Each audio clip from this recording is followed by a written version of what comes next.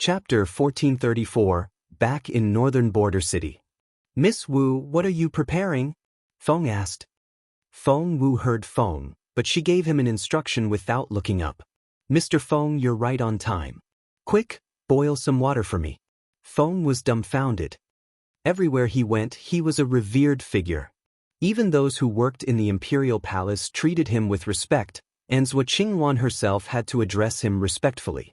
But now, Feng Wu had just told him to boil some water. Seeing that Feng wasn't moving, Feng Wu urged, Mr. Feng, hurry up. My hands are full here.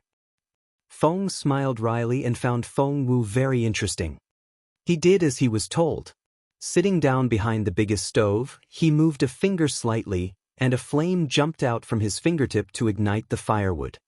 If anyone else saw Feng, the steward who was superior to even a lord, doing such a petty task, they would probably pass out from astonishment. Feng chatted with Feng Wu as he worked. Miss Wu, I heard that you've come up with an idea. Feng Wu hesitated and said, I don't know if it's an idea, but I do know what dish to cook. Dish? Feng was shocked. You mean only one dish? Feng said matter-of-factly, that's right. I'm going to serve some rice with meat and vegetables on top.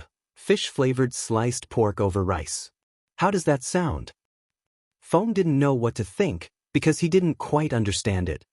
Rice served with meat and vegetables? Feng repeated.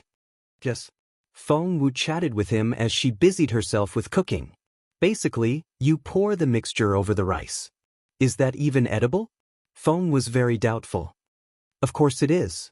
Mr.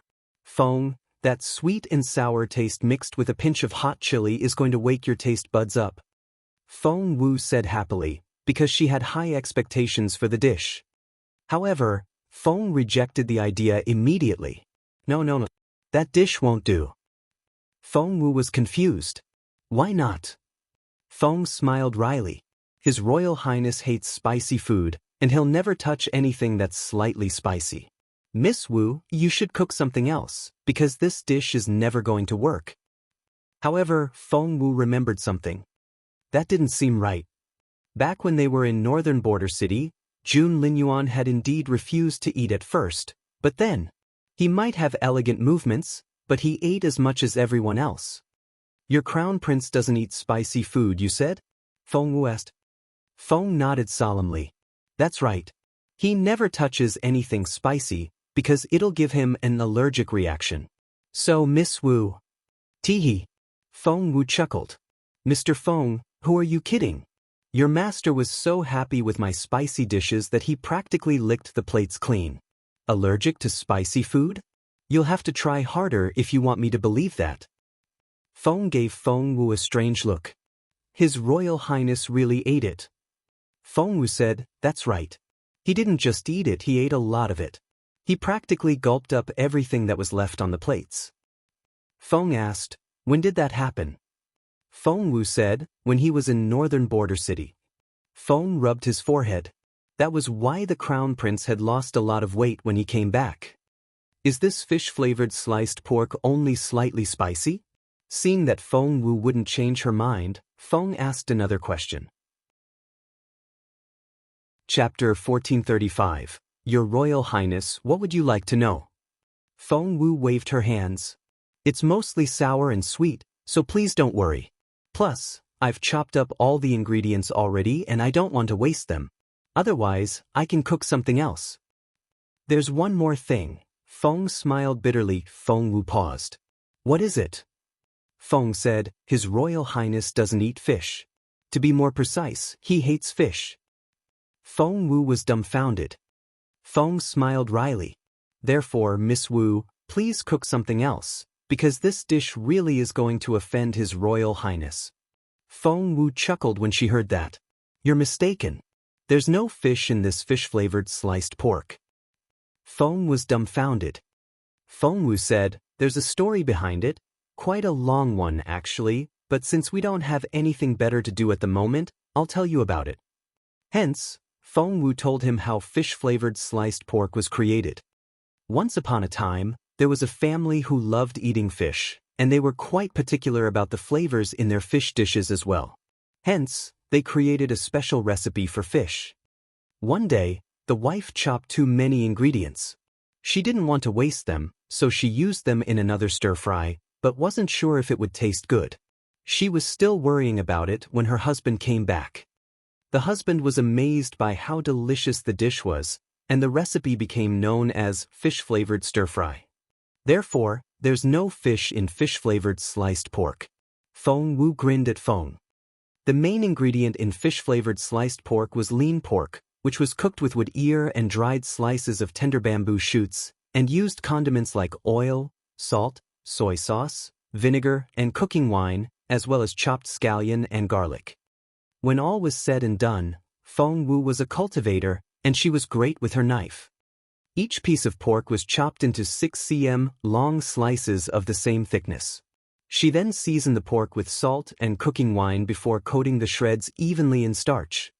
Leaving the pork to sit for a while, Feng Wu shredded the wood ear and bamboo shoots and quick-boiled them in the pot. Meanwhile, she fetched a big pot and made some fish-flavored sauce with soy sauce, sugar, and other condiments. When Feng Wu looked up again, she realized that Feng had left. He needed to report to the crown prince. He knew his young master too well. Right now, the crown prince had to be waiting anxiously for him to go back, but he wouldn't let it show. Indeed, Feng walked into the study to find it filled with a cold, murderous energy. "I thought you would never come back." The crown prince's face was livid. Feng was baffled, because he had only been gone for a little while. "Speak." Jun Linyuan wanted to kick Feng. "Ahem," Feng coughed into his hand. "Your Royal Highness, what would you like to know?" Of course Jun Linyuan wanted to know what was going on with Feng Wu, but he was too proud to say so. Instead, he only stared at Feng. "Ahem." The look in Jun Linyuan's eyes was so fierce that Feng didn't dare tease him, so he slowly said, "Miss Wu seems to have run into some difficulty." "What difficulty?" Jun Linyuan immediately asked. Feng looked at Jun Linyuan and said grumpily, "There's simply too much work. It's impossible for her to finish. I think Miss Wu is going to faint from exhaustion." Jun Linyuan puffed out his cheeks. After stealing a glance at the crown prince, Feng mumbled, "Well, I think she should be considered to have succeeded as long as everyone is fed tonight." Chapter 1436, Lovely Spiritual Pets. Feng was trying to make some excuse for Feng Wu. But Jun Linyuan frowned. By now, he had also realized how difficult the task was that he said angrily, "What's Granny Gong doing? Why didn't she help her?" Feng smiled wryly. "Your Royal Highness, Granny Gong isn't to be blamed. You gave the order yourself that no one was allowed to help her. We all heard it." Jun Linyuan was rendered speechless. Feng said, "Your Royal Highness, would you like to check on her?" Jun Linyuan didn't know what to say. Feng said, "Or would you like to withdraw your order?" Jun Linyuan threw a dirty look at Feng and said proudly, "Withdraw my order?" In her dreams. A lot of people had gathered around the kitchen and were discussing among themselves. Feng Wu was bustling around when Granny Gong walked in. She was so concerned that she had to come in and have a look.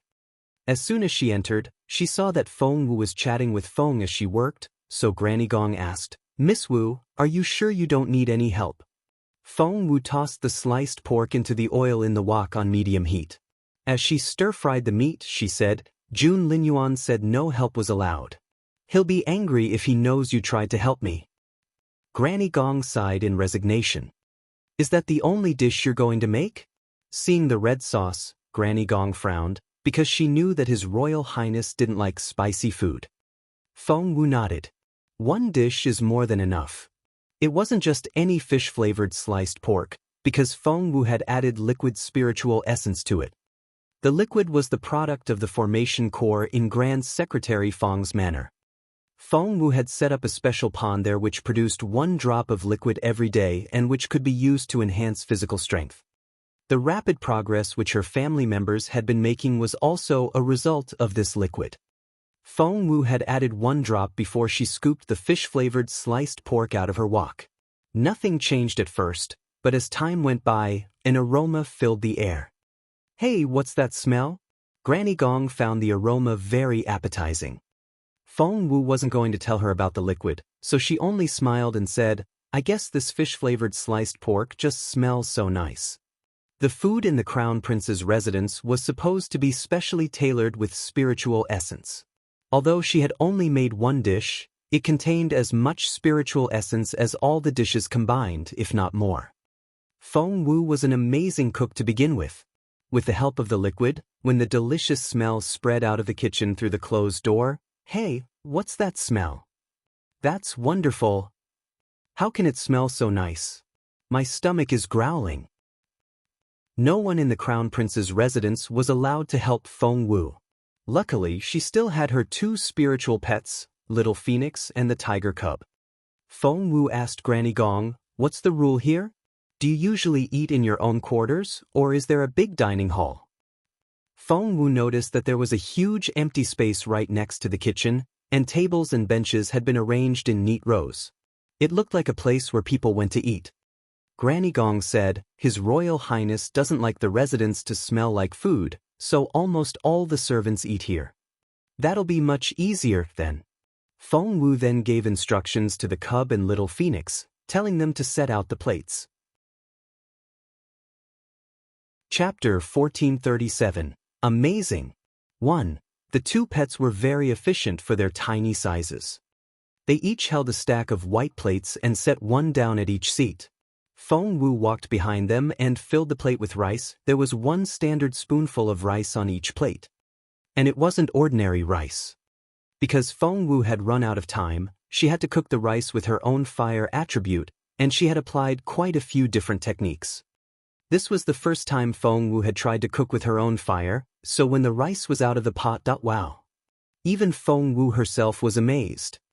That smells so nice. Granny Gong gave Feng Wu a strange look. She had also tried cooking with the fire attribute before, but everyone knew that because the rice cooked so fast, it was very hard to get much fragrance out of it. But now, this rice smelled so nice. The long tables were lined with big white porcelain plates, and Feng Wu put rice on each of them as she walked down the tables. After making sure that all the plates had rice on them, she started ladling the fish-flavored sliced pork over the rice. The rice was plump, white, and chewy, and it already smelled delicious on its own. Now that the fish-flavored sliced pork with the liquid spiritual essence was added, the fragrance became even more intense. Strangely, however, after the meat touched the rice, the aroma grew fainter and fainter until it dissipated in the air. The fish-flavored sliced pork over rice didn't look any different from any ordinary dish. Granny Gong was amazed and gave Feng Wu a strange look. Miss Wu, that's... Feng Wu shrugged. I don't know what happened either. Right now, a lot of people had gathered around. Apart from the Crown Prince, everyone else in the residence ate all 3 meals here in the big dining hall. It was dinner time now, and people were queuing outside. I heard that Miss Feng Wu was the cook today. That's right. I didn't have any hope in her, but it smelled so amazing just now. I'm so curious. I can't wait to see the food she prepared for us. However, when the door opened and the servants filed in, many of them were astonished. What's this? If I'm not mistaken, that's a side dish poured over rice. That's it? It can't be. This just has to be the first dish. They were still talking among themselves when Feng Wu and Granny Gong came out. The servants immediately rose to their feet. Granny Gong waved at them and said mildly, Everyone, take a seat. This is your dinner tonight. Enjoy. Granny Gong, are you serious? This thing is our dinner? Someone cried out. Granny Gong corrected them in a grumpy tone. This is called fish-flavored sliced pork over rice. Granny Gong, I know we have a different pay grade and a different meal standard, but even so, you can't just give us a spoonful of rice with this tiny amount of meat. She didn't even make us any soup. That's right. Granny Gong, you can't be serious. Miss Wu, we're on the night shift. We won't have the strength to work if you starve us. It was obvious that these few people who were speaking out didn't like Feng Wu. Chapter 1438. Amazing. 2. It wasn't easily to tell who was behind them, but it was definitely an organized protest. Their words were highly disruptive, and the calmer servants grew agitated as well. Granny Gong, are we supposed to eat this? Miss Wu, you're treating us like beggars. If Miss Wu ends up running the residence one day, are we going to be starved all the time? They believed that the rules wouldn't apply to them if their number was big enough, so everyone spoke at the same time, though no one dared to step out. But Feng Wu still heard every single word. Granny Gong's face darkened when she saw Feng Wu frown. However, just then, they heard footsteps outside. The sound was quite special and couldn't belong to just any ordinary person, so everyone turned to look. It was none other than Jun Linyuan himself. He seemed to start a gust of wind when he walked in. Dark clouds seemed to gather overhead after he arrived, and the oppressive energy made everyone uneasy. Immediately, everyone stopped talking. They all lowered their heads and avoided Jun Linyuan's sharp gaze. The crown prince looked around the room before his gaze fell on the dinner table. There was only one plate in front of each seat. Jun Linyuan frowned and glanced at Granny Gong. Granny Gong immediately explained, "Your Royal Highness, Miss Wu only had time to make one dish, so she made fish-flavored sliced pork over rice instead." She was a little embarrassed. Dinner was the most important meal for the crown prince, and even the simplest dinner would contain 30 dishes, but now, there was only one dish poured over rice, and the dish was spicy, which His Royal Highness hated. Granny Gong thought that Jun Linyuan would be furious. And she wasn't the only one who expected that. Because this thing was so offensive. Not only did she only make one dish, it was also a chilly red color. The crown prince hated spicy food. Something cold glinted in Zhenxia's eyes. Bishi smiled a little. Everyone was waiting for Jun Linyuan's tantrum when, to their surprise, the crown prince frowned at first and indeed looked like he was going to lose his temper. Yes, he was about to shout at Feng Wu. Everyone's heart rates picked up, but Jun Linyuan turned around and glared at the crowd. "You should consider yourself lucky to even have food on the table. Who gave you the right to be so picky? Even I haven't said anything yet." Jun Linyuan was furious. He was angry because these servants didn't have the right to be picky. Little Feng Wu made the dish herself, and they should feel grateful to even be able to taste it. Who gave them the right to be so choosy? Finish everything on your plate, down to the last grain of rice. The crown prince glared at the crowd. Do that, or wait to be punished. That's serious. Everyone exchanged looks, and all of them couldn't believe their ears. However, the crown prince wasn't reasonable when he was angry. He sat down and beckoned Feng Wu over. "Give me a plate." Feng Wu was speechless. Chapter 1439. Amazing. 3. Jun Linyuan acted as though she was some waitress. However, since he had helped her, Feng Wu decided to let him be. She quickly fetched a plate of fish-flavored sliced pork over rice and set it down in front of Jun Linyuan. Seeing the food, Jun Linyuan gave Feng Wu a resigned look and smirked. "Feng Wu, you sure know how to choose the easy way out." Feng Wu said, "What did I do?" The crown prince almost rolled his eyes. "Can't you tell?" Feng Wu said, "This type of food is very filling. What's wrong with it? You didn't say I had to make a certain number of dishes." Moreover, Feng Wu glared at Jun Linyuan. "Do you know how difficult it was to make this fish-flavored sliced pork? I had to create a separate essence-gathering formation just to get the spiritual essence in the food perfect." Jun Linyuan pursed his lips. "You're such a braggart." No one else believed her either. She had set up a formation just to cook a dish. To be more precise, her cooking needed a formation? That was preposterous. No one would believe Feng Wu. Feng Wu didn't know what to say. "Just try it and you'll see." The fish-flavored sliced pork and rice combined so that their fragrances covered each other, which was why the dish didn't have much of a smell. But in fact, it really was very tasty. However, since Jun Linyuan wouldn't touch it, the others didn't dare to eat either. Feng Wu thus sat down next to Jun Linyuan and looked at him with her big bright eyes. "Your Royal Highness, just try it." Jun Linyuan almost rolled his eyes.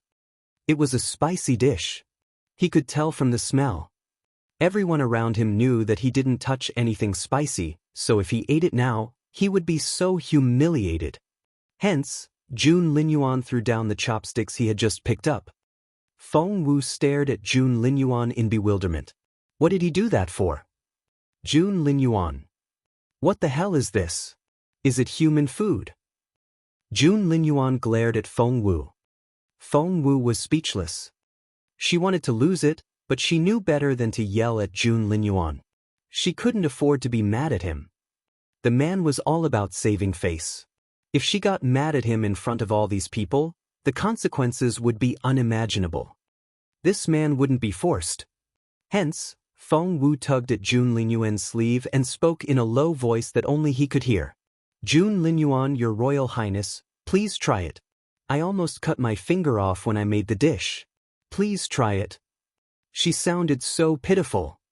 It had to be said that Feng Wu finally understood Jun Linyuan a little better. The Crown Prince enjoyed it a lot when she held his arm and pleaded with him. Ahem. Jun Linyuan looked up and threw a dirty look at Feng Wu. Behave yourself. Everyone's watching. He brushed Feng Wu's arm off as he spoke. Feng Wu was speechless. What a... The others all gave Feng Wu strange looks, especially Zhen Xia, whose smirk had grown even more wider. That Feng Wu is throwing herself into the Crown Prince's arms. Does she have no shame at all? Chapter 1440, Untitled. Zhen Xia clearly wasn't the only one who thought that way. A lot of people agreed with her. They all thought that the Crown Prince would keep telling Feng Wu off before he walked away. To their surprise, Jun Linyuan only casually chided her, then that he picked up the chopsticks and glared at Feng Wu. Don't you have any spoons? Feng Wu's eyes snapped open. Yes, of course I do. Here's a spoon.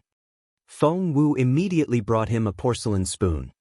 She had prepared special tableware for Jun Linyuan, but he was sitting in the dining hall and there wasn't enough room to spread out the entire set of tableware. Immediately, everyone stared at Jun Linyuan in disbelief. Oh God, His Royal Highness was eating it. He really was. I thought His Royal Highness didn't eat spicy food. And I thought he couldn't even stand the smell of it. Isn't His Royal Highness very picky about his food? Isn't he?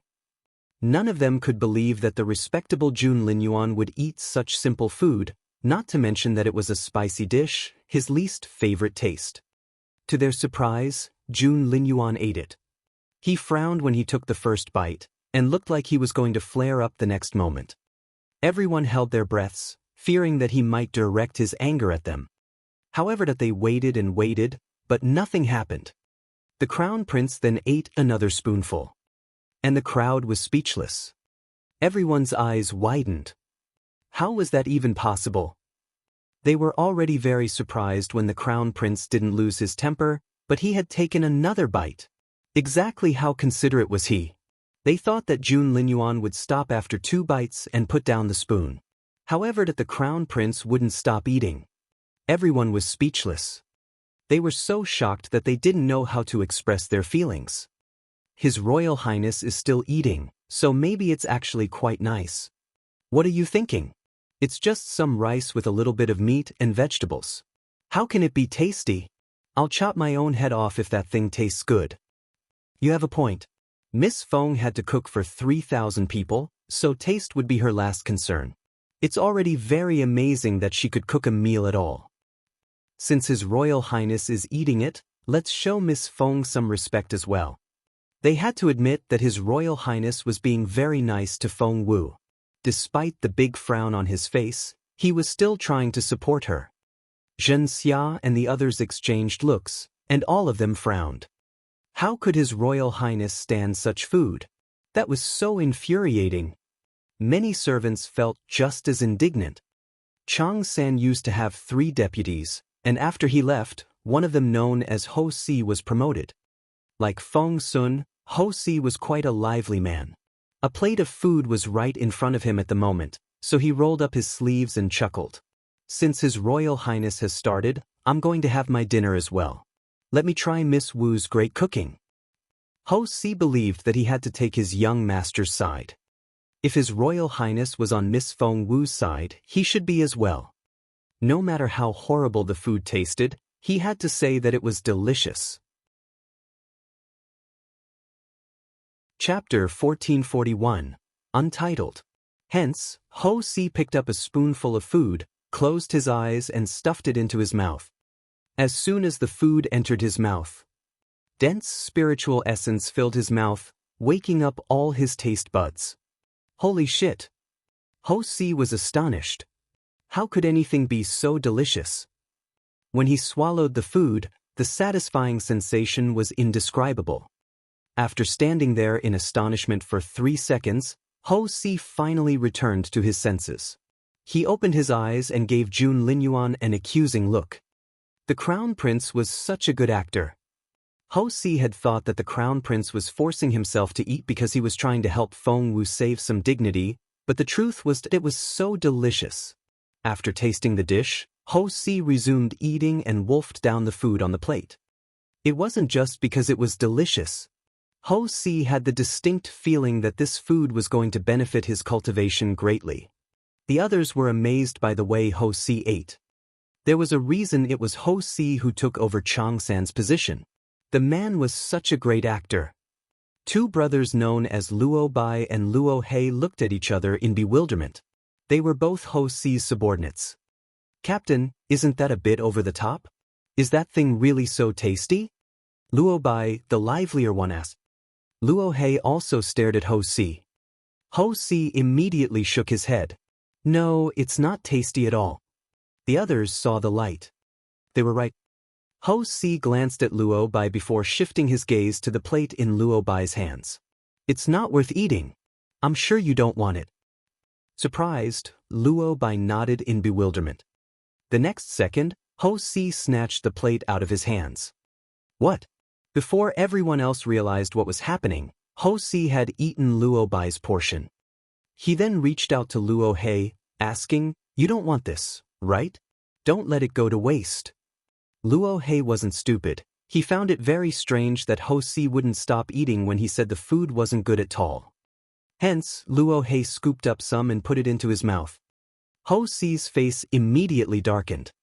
The next second, Luo He's face darkened as well. Without another word, he raised the plate and poured everything into his mouth. Thump. Ho Si was exasperated. "Since when are you so fast?" Ho Si was the captain of the guards, and Luo Bai and Luo He were his capable assistants. Naturally, the others paid a lot of attention to them. They saw how vexed Ho Si was. Because of that, they looked at one another in bewilderment. Then, Ho Si, Luo Bai, and Luo He involuntarily looked around at the other servants, and the look in their eyes gave them the creeps. Just then, rumbled a fluctuation of spiritual essence spread out from Ho Si. Even Ho Si himself was astonished. He had made a breakthrough. Everyone gave him strange looks. Ho Si was quite capable already, and it was very difficult for someone at his level to make a breakthrough. He had been stuck in this bottleneck for a very long time. He had thought that it would be years before he made another breakthrough, therefore, this one was such a big surprise. Chapter 1442, Untitled. I made a breakthrough? Ho Si mumbled and looked completely baffled. I really have. How? Am I dreaming? Not only couldn't Ho Si understand it, neither could the others. What did Ho Si do? Why did he suddenly make a breakthrough? That's right. I've never seen anyone make a breakthrough during a meal. Captain Ho, how did that happen? Luo Bai was baffled. Just then Luo He realized what happened. Without another word, he turned around and stared at the person behind him. You don't want this, do you? Ho Si revealed the secret, ruining Luo He's plan. There's pure spiritual essence in this dish, which will benefit your cultivation greatly. He didn't need to say more. Everyone had seen Captain Ho make a breakthrough because of the dish. At that thought, they all grew excited. The next second, almost everyone started wolfing down the food. The taste wasn't the most important thing anymore. There was spiritual essence in it, and that was all they cared about. The spiritual essence exploded on their tongues when the food was in their mouths, and finally, those who didn't believe in Feng Wu were convinced. Captain Ho was right. Rumbled that either Feng Wu's liquid spiritual essence was very potent, or a lot of people were in the bottleneck stage. With some buzzing sounds, 5 people made breakthroughs in a row. Everyone was speechless. One person could be considered a coincidence, but there were at least 5 cases now. Coincidence couldn't explain them all. Oh God! That's amazing! Is it really because of the food? The food. Miss Feng Wu made the dish with her own hands. Immediately, all eyes were on Feng Wu. Feng Wu was shocked as well. She knew she was an excellent cook and was aware of the liquid spiritual essence she put in the food, but she didn't expect it to be so potent. 5 people had made breakthroughs, which sounded just a little too scary. Miss Feng, Luo Bai was the first to react, and he had never felt so regretful in his life. Miss Feng, do you still have some food left? Luo Bai was so frustrated, because his captain had eaten his own. Otherwise, he might have made a breakthrough as well. Feng Wu said, "What do you eat?" His gaze was so intense that Feng Wu felt a little abashed. She could only give him a wry smile and said, "I only made 1 portion for each person, and there's nothing left. Sorry about that." Luo Hei rushed over and knocked Luo Bai out of the way. He stood in front of Feng Wu and asked excitedly, "Miss Feng Wu, what about the wok you used?" The wok? Feng Wu was confused. Did they want to wash it for her? She turned around and pointed at the giant iron wok on the stove. It was big enough to cook food for 3,000 people. Feng Wu pointed at the giant wok. The next second, 2 shadows flitted across the courtyard, and before she realized it, Luo Bai and Luo Hei had dashed off. "My wok! No, it's my wok!" Chapter 1443, Untitled. Luo Hei, you've eaten your portion already. Why are you trying to take this from me? Luo Bai, you were dumb enough to let the captain fool you. I had nothing to do with that. I don't care. I'm your older brother. You have to respect me. I'm the younger brother, so you should indulge me. Luo Bai and Luo Hei were 2 brothers whom Jun Linyuan had picked up from the side of the road. They were at the most noisy age. To Feng Wu's surprise, the twins ended up burying their heads in the wok and started licking the sauce inside. The look on Feng Wu's face. She looked like she had seen a ghost. However, Feng Wu was the only one who looked so astonished, because the rest of the members of the residence all eyed the twins with envy. Even Ho Si swallowed and took a few steps forward. However, his dignity as captain prevailed, and he stopped moving closer. Before long, the twins had licked the wok so clean that it seemed like it had been washed, the inside bright enough to reflect light. Feng Wu's eyes widened. She couldn't understand this world anymore. Meanwhile, Zhen Xia frowned and said in a low voice, "Even if the food was full of spiritual essence, should they lower themselves like that? The Luo brothers are going too far." Those around her shook their heads as well. That's right. That's so humiliating. He may not even make a breakthrough. Rumbled to everyone's surprise, Luo Bai, who had been licking the wok like a dog, made a breakthrough the next second. Feng Wu was speechless. Zhen Xia didn't know what to say. Nor did everyone else. Luo Bai was so excited that he was almost in tears. Oh God. Oh my God. He had made a breakthrough. He couldn't believe it. Luo Bai was so excited that he was almost in tears. Everyone was astonished. Their gazes shifted from Luo Bai to Feng Wu, and they all looked at her in disbelief. Even Zhen Xia, who wouldn't believe it at first, had to admit that Feng Wu's food could indeed help with cultivation. Even Jun Linyuan was giving Feng Wu a strange look. It was a mix of pride and resignation. He then rose to his feet and walked away. A hush fell over the room. He halted after a few steps and looked at Feng Wu over his shoulder. Although he didn't say anything, his sharp gaze was more than enough to deliver the message. What choice did Feng Wu have? She could only follow him out. Jun Linyuan went straight to his bedchamber. Feng Wu stood outside and hesitated. Wasn't it a bit inappropriate for her to go in? She was still hesitating when some pretty teenage girls walked toward her in 2 rows. They moved elegantly, and their curves were so soft that they seemed boneless. Each of them held a red tray in their hands, and some had lukewarm water on it. Feng Wu moved aside to let them pass. The girls gave Feng Wu warm and friendly smiles when they spotted her. Feng Wu rubbed her chin. Because of her beauty, very few girls had been friendly to her when she was growing up. Chapter 1444, Untitled. Through the open door, Feng Wu saw the girls put down their things in the room before they quietly came back out. They smiled at Feng Wu again on their way out, and they were very sweet smiles. However, it gave Feng Wu the creeps. What was going on? Come in. She heard Jun Linyuan's cold voice. Feng Wu's stomach lurched. Something felt off, but it was impossible to resist Jun Linyuan's pressure. However, she put up one last struggle. Jun Linyuan snorted in the room. I thought you agreed to work as my humble servant. Are you going to go back on your word? Feng Wu was speechless. What other choice did she have? She could only inch toward Jun Linyuan, moving as slowly as she could manage.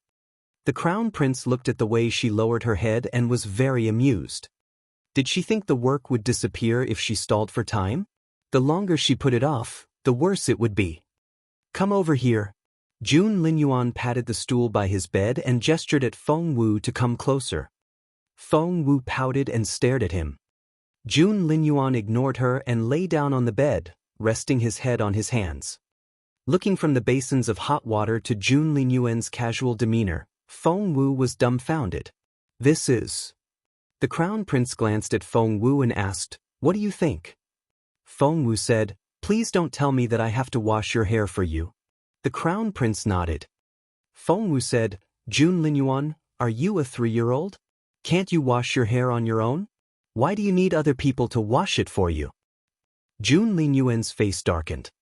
Feng Wu said, Plus, so many pretty young maids were here just then, why didn't you ask them? No, I'm not doing it. The crown prince gave her a half smile and asked, Are you disobeying my order now? Feng Wu said, Yes, I am. So what? Jun Linyuan gave her a cold glance. Leave then. Outside, Feng was speechless. Your Royal Highness, you have to talk nicely to girls. Can't you be a little softer? You'll never win Miss Feng Wu's heart like this. Feng Wu was baffled. She had expected Jun Linyuan to be mad, but never thought that he would kick her out. Feng Wu was speechless. She stood there and didn't know what to do. She couldn't leave, because the 6th trial had been extended to 18 days, and it was only 99% complete at the moment. If she walked away now, she would fail. Therefore, she couldn't leave. Gritting her teeth, Feng Wu stomped her foot and wanted to smack her own head. Why did she have to be so stubborn? She had to live with the consequences now. What choice did she have? For her broken star pieces, she had to stay. In the end, Feng Wu had to rub her forehead to get rid of the frown, and she inched back toward Jun Linyuan. Sitting down on the stool, she was about to untie Jun Linyuan's hair, when he sat up. Feng Wu was confused. What are you doing? The crown prince gave her an arrogant glance and said indifferently, I don't deserve your service. You can go now. Jun Linyuan then pointed at the door, telling Feng Wu to get out. Feng Wu was speechless. If you don't want to serve me, just leave, the crown prince said proudly.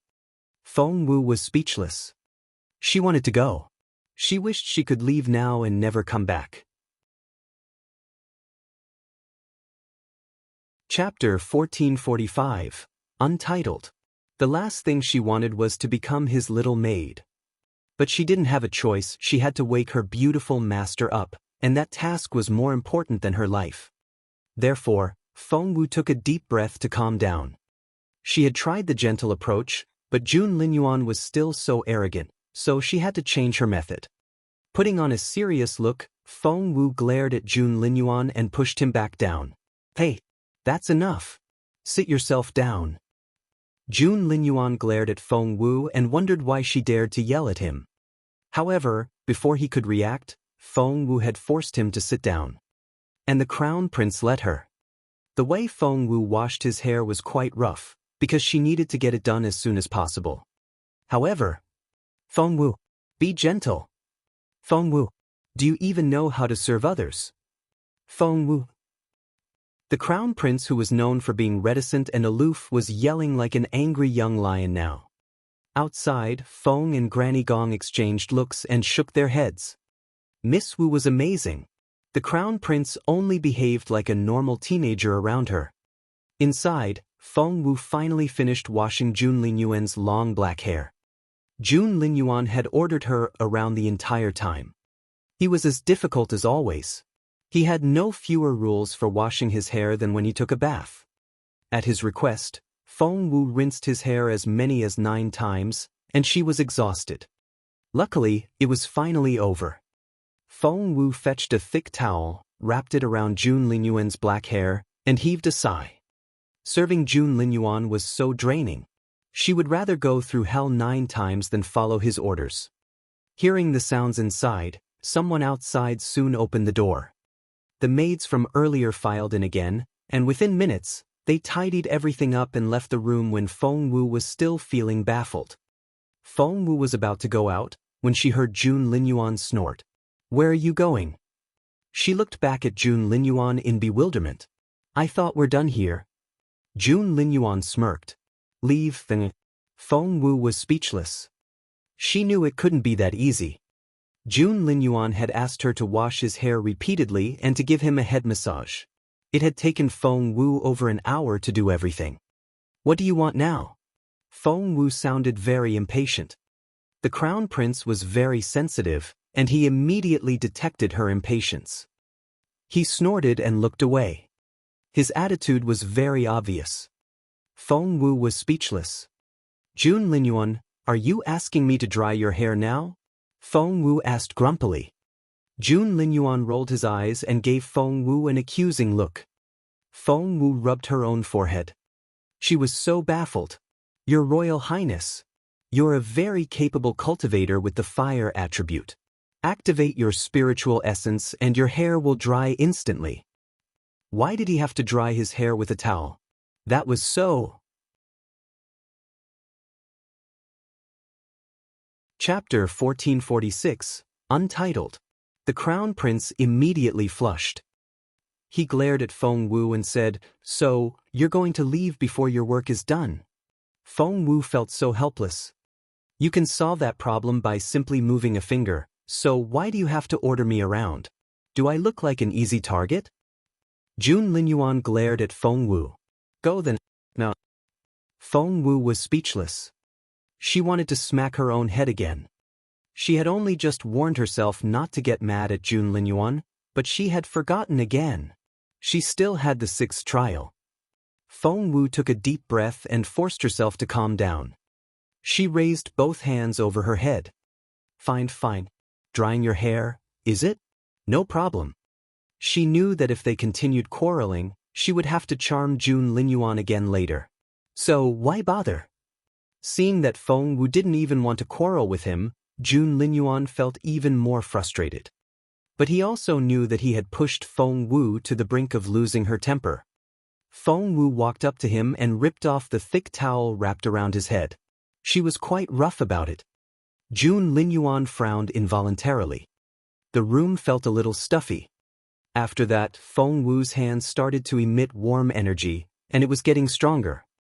She was going to dry Jun Linyuan's hair with her fire energy. That way, she could do it in less than a minute. But just then she heard Jun Linyuan's cold voice.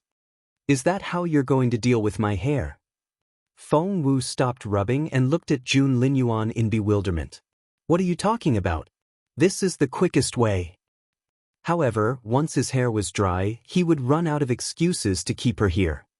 He looked at Feng Wu and said, "It'll damage my hair." Feng Wu almost choked on her own breath. Damage his hair?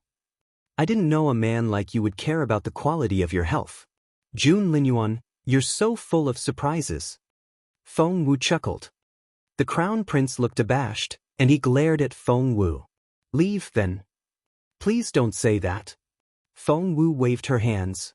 I'm not going anywhere until my work is done here. I have to make sure that you're all comfortable. After that, she fetched a thick towel to rub Jun Lingyuan's hair. Did I force you to stay? The crown prince asked grumpily. Feng Wu said, No, of course you didn't. How is that possible? I love this job. The crown prince snorted. However, Jun Linyuan had a lot of requests even when his hair was being dried. There was a different towel for each round. Feng Wu had to go back and forth and do as she was told. Luckily, she was getting better at controlling her anger, and she was able to get through this by reciting the Vajraketaka Sutra in her head. However, the scripture made her feel more and more sleepy. In the end, she could barely keep her eyes open. Hey! Thinking that Feng Wu was being lazy, Jun Linyuan poked her little head. However, Feng Wu slid down and fell toward Jun Linyuan. When he realized what had happened, Feng Wu was already snoring a little. She's asleep?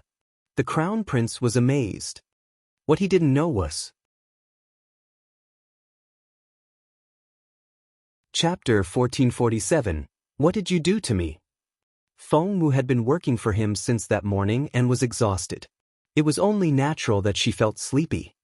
You're such a careless girl, falling asleep like this? Jun Linyuan wanted to jab a finger into Feng Wu's head, but when his hand touched her, it caressed her softly. Jun Linyuan already had well-defined features, and the dim moonlight coming in from the window only accentuated them. Raising his straight black eyebrows, Jun Linyuan stared at Feng Wu with his glittering eyes, completely absorbed. Despite his usual domineering and majestic self, he was looking at her with such gentle eyes that he seemed to be as calm as the wind and the moon. Feng Wu liked to move around in her sleep. She rolled toward Jun Linyuan. With a thump, Feng Wu was in Jun Linyuan's arms. The crown prince's eyes widened and he stiffened when he felt Feng Wu in his arms. Talk about walking into one's own trap. He had an example right in front of him. Jun Linyuan thought, you may deny your feelings all the time, but your body is very honest. No one could stay calm when they had a soft body in their arms, not to mention that she was the girl he liked. Seeing the girl's stunning face, the crown prince lowered his head toward her. Jun Linyuan's mouth touched Feng Wu's soft lips, and he was so happy when that Feng Wu's clear, black eyes snapped open. They were still so close, and their lips were touching. When their eyes met, they were both shocked. Caught red-handed, the crown prince was astonished, and his head went blank. The next second, he involuntarily pushed Feng Wu away. Crash! Poor Feng Wu. Before she knew what was going on, she was spinning in the air, and then fell to the floor. The crown prince blushed in embarrassment when he heard the crisp sound. Feng Wu had been sleeping, but the fall woke her up. She landed on her butt. Although there was no real damage, it still hurt a lot, and tears welled up in her eyes. Feng Wu stared at Jun Linyuan in vexation and bewilderment. What are you doing? The crown prince was speechless. Pursing his lips, he tightened his jaw and looked at Feng Wu rather guiltily. Rubbing her back, Feng Wu slowly got to her feet and looked down at Jun Linyuan, who was sitting in bed. She then accused him, Jun Linyuan, you kissed me without my permission, and you kicked me. The second accusation didn't bother him, but he would never admit to the first. If he admitted it, he would be admitting that he was secretly in love with Feng Wu. That would never happen. The crown prince fought back. Glancing at Feng Wu, he crossed his arms and said slowly, Feng Wu, don't pretend to be innocent. Don't you know what you did? Feng Wu's stomach lurched. What did I do? The crown prince snorted. Don't you remember? Baffled, Feng Wu scratched her head and started thinking. She remembered how Jun Linyuan had been ordering her around, telling her to wash his hair and towel dry it. She became sleepy as she rubbed, and she didn't remember anything after that. Chapter 1448, Untitled. Just tell me, what on earth did I do? Feng Wu was a little flustered, because she couldn't recall anything. Jun Linyuan gave Feng Wu an arrogant glance. Seeing how righteous he looked, Feng Wu felt even more guilty. Hey, just tell me. Jun Linyuan grunted. So, you're going to deny it after everything you did? What? Feng Wu's eyes widened. After what I did? What on earth did I do? That. The crown prince snorted. You're supposed to work as my maid, but you've been drooling all over me. Talk about throwing the blame on other people. The crown prince was trying very hard to prove that he wasn't in love with Feng Wu. Feng Wu was furious, and she glared at Jun Linyuan. Impossible. I would never drool over you. Even if I did, it would be over my beautiful master. The crown prince didn't notice the last bit of her claim and went on grumbling. That's not even the worst bit. You then caught me off guard, climbed into my bed, and wouldn't let go of me. And you know the rest. That was a very serious accusation. Feng Wu could stand the previous one, but this second part set her off. Her face went scarlet red, and she could barely form a coherent sentence. I climbed into your bed. Impossible. The crown prince casually glanced at her. If you hadn't, why did you fall off? Feng Wu said, what? Anyway, the climbing into bed part never happened. The crown prince said, it did. Feng Wu said, no, I didn't do that. The crown prince said, yes, you did. Feng Wu said, no, no, no. Jun Linyuan snorted and glanced at Feng Wu. He then said sarcastically, little Feng Wu, what did you do today? Why are you so desperate tonight? Feng Wu clenched her fists in frustration. She couldn't help but recall what happened earlier today. Today was the Immortal Flower Festival, and a lot of very suggestive things happened in the grove. Jun Linyuan glanced at Feng Wu, crossed his hands behind his back, and asked in a solemn tone, aren't you too young to think about such things? You shouldn't surrender to your desires. Feng Wu. She now knew what it meant to give a dog a bad name and hang him. She almost had a stroke. She could neither retort nor fight him, and the frustration made her tremble from head to toe. Seeing how defeated Feng Wu was, the crown prince was over the moon. That's what you get for laughing at me earlier today. It's never too late to take revenge. As smart as Feng Wu was, Jun Linyuan was the only one who could irritate her like this. Frustrated, she clenched her fists and ran out the door. Hey, Feng Wu, stop. Realizing that he had stepped out of line, he called after her. But Feng Wu ignored him. The door was yanked open and then slammed shut. Running out after Feng Wu, Jun Linyuan almost smashed his nose into the door. Ahem. Feng and Granny Gong had been standing outside the door the entire time, so they heard everything. The crown prince looked embarrassed when he saw them at first, but the proud teenager immediately glared at them. Chapter 1449, Doesn't She Know Shame? Granny Gong was too timid to speak. But not Feng. He could speak freely even in front of Emperor Wu. Ahem, Your Royal Highness. Feng said patiently, when a girl is mad, the sooner you try to appease her, the easier it will be.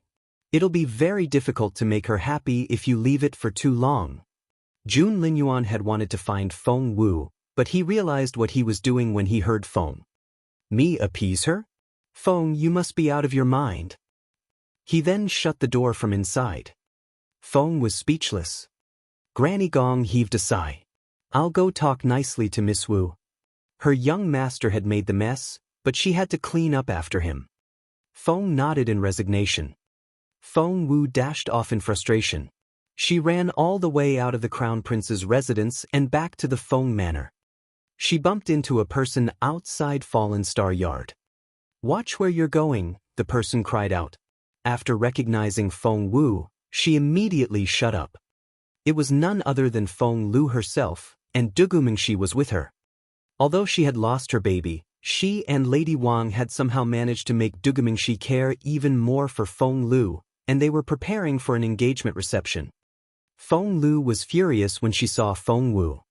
Dugumingshi didn't like Feng Wu either, both from what happened before and because of the humiliation which Dugu Yamo had gone through today. Feng Wu ignored them and walked straight in. Feng Wu, stop right there. As the favorite son of the Dugu family, Dugumingshi had never been ignored like this. Feng Wu had a fierce energy about her when she was in a bad mood, so she turned around and stared at Dugamingshi with her cold gaze. Dugamingshi was a spoiled young heir, and that murderous look was more than he could take. His stomach lurched, and he felt a chill run down his spine. Feng Wu, how dare you? Are you trying to hurt young Master Dugu? Feng Lu had dealt with Feng Wu quite a few times, so she wasn't as intimidated. Feng Wu's gaze swept over them before she turned around to go inside. Just then, the door to Fallen Star Yard opened, and Granny Zhao appeared in the doorway. Seeing that the door was open, Feng Lu knew that her voice could easily be heard inside, so she snorted and said, "Feng Wu, after what you've done, how dare you come back? Do you know how much shame you've brought to our clan?" Granny Zhao was about to chase Feng Lu away, but she frowned when she heard those words. Uncle Chiu, Chiuling and Chaoga were all there, and the beautiful lady was doing some needlework in the yard as well. It had been so peaceful and quiet in Fallen Star Yard before Feng Lu disrupted the atmosphere. Feng Lu stared at Feng Wu and smirked. "What? After doing such a humiliating thing, are you going to leave just like that?" There were a lot of people in Fallen Star Yard, and everyone went out and glared at Feng Lu. The short-tempered Chaoga rushed over to Feng Lu and picked her up by the collar. "What was that? Do you want to get your ass kicked?" Feng Lu smirked. "Get my ass kicked? Haha, why don't you ask Feng Wu what she did? Does she have no shame at all?"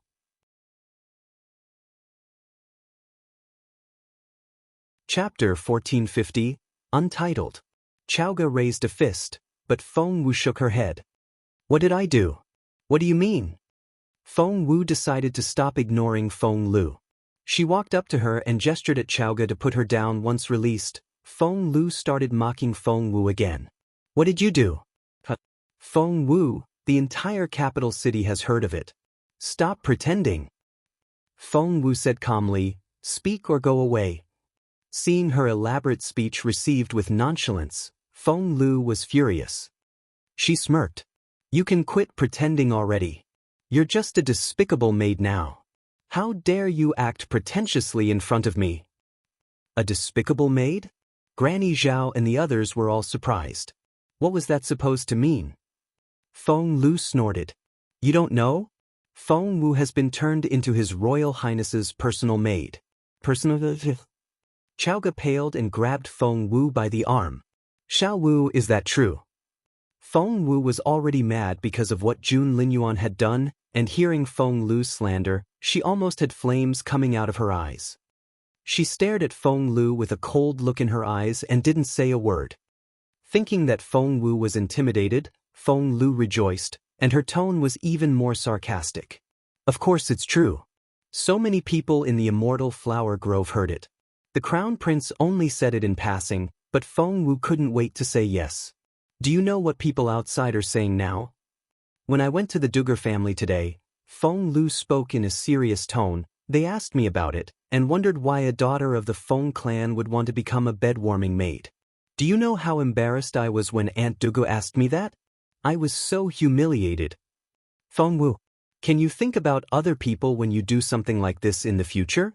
Fine, we all know you're in love with His Royal Highness and can't wait to get into his bed, but please don't just think about yourself the next time you're infatuated. I'm your cousin, and your humiliation becomes mine. If your reputation is ruined, so is mine. I can't believe this. If the Dugo family calls off the engagement, it'll be all your fault." Feng Lu had so many grudges against Feng Wu. Now that she finally had a chance, she would make sure to let it all out. Since she was deliberately trying to make a scene, instead of trying to control the damage, she yelled very loudly. Soon, more people had gathered around. Not only the members of Fallen Star Yard, even Feng Yanfeng and Lady Wang showed up. Feng Lu was even more pleased when she saw the crowd. She stared at Feng Wu and said sarcastically, "Feng Wu, you're a shame to our clan. If you still have the least bit of shame, you should cut ties with the Feng clan." "What's wrong?" Feng Yanfeng frowned. "Father." Feng Lu walked up to her parents as soon as she saw them and told them all about Feng Wu's job as Jun Linyuan's personal maid. She also stressed that Feng Wu was there to warm his bed.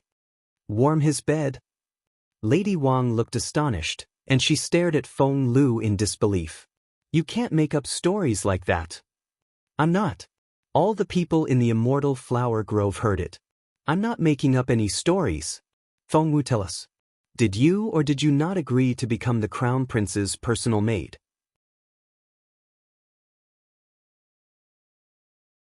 Chapter 1451. Is it true? Instantly, all eyes were on Feng Wu. As Feng Lu's mother, Lady Wang certainly knew what Feng Lu meant. Feng Lu had suffered so much defeat at Feng Wu's hands. Now that she finally had the upper hand, Lady Wang had to back her up. Hence, Lady Wang faked an astonished face and smacked Feng Lu on the head. Watch your language. That's your sister. Feng Lu smirked. If she really thinks of herself as my sister, she should leave this clan. Otherwise, she'll only bring us shame.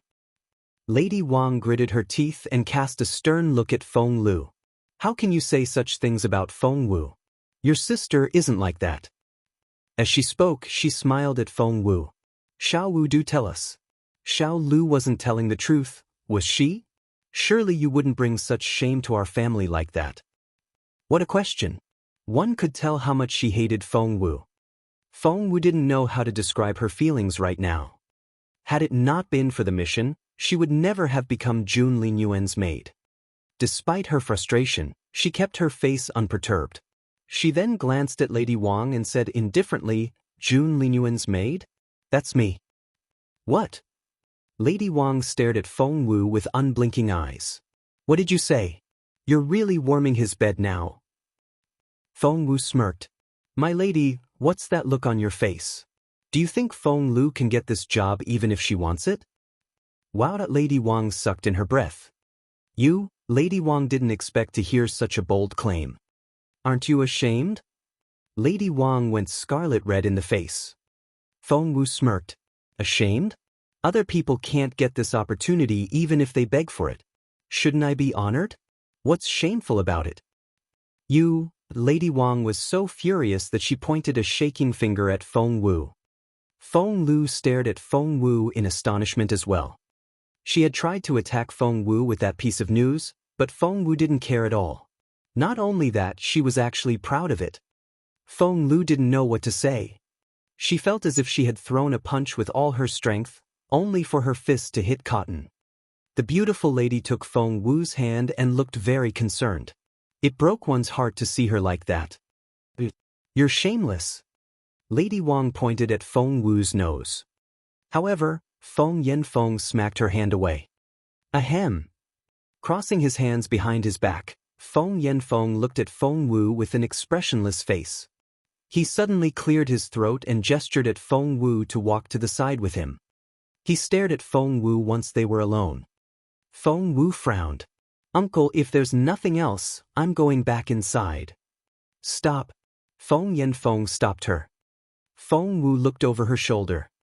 Feng Yanfeng probably felt that it was an embarrassing question for him to ask as well, but he couldn't resist the possible gains.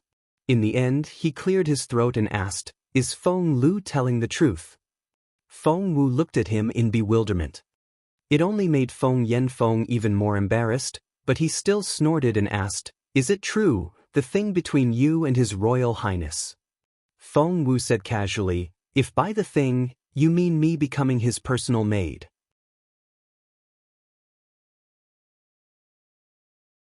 Chapter 1452, Untitled. Feng Yanfeng looked Feng Wu up and down, and had to admit in the end that Feng Wu was a lot prettier than Feng Lu. No wonder even His Royal Highness was. Ahem, Feng Yanfeng cleared his throat. Actually, it's not a bad thing.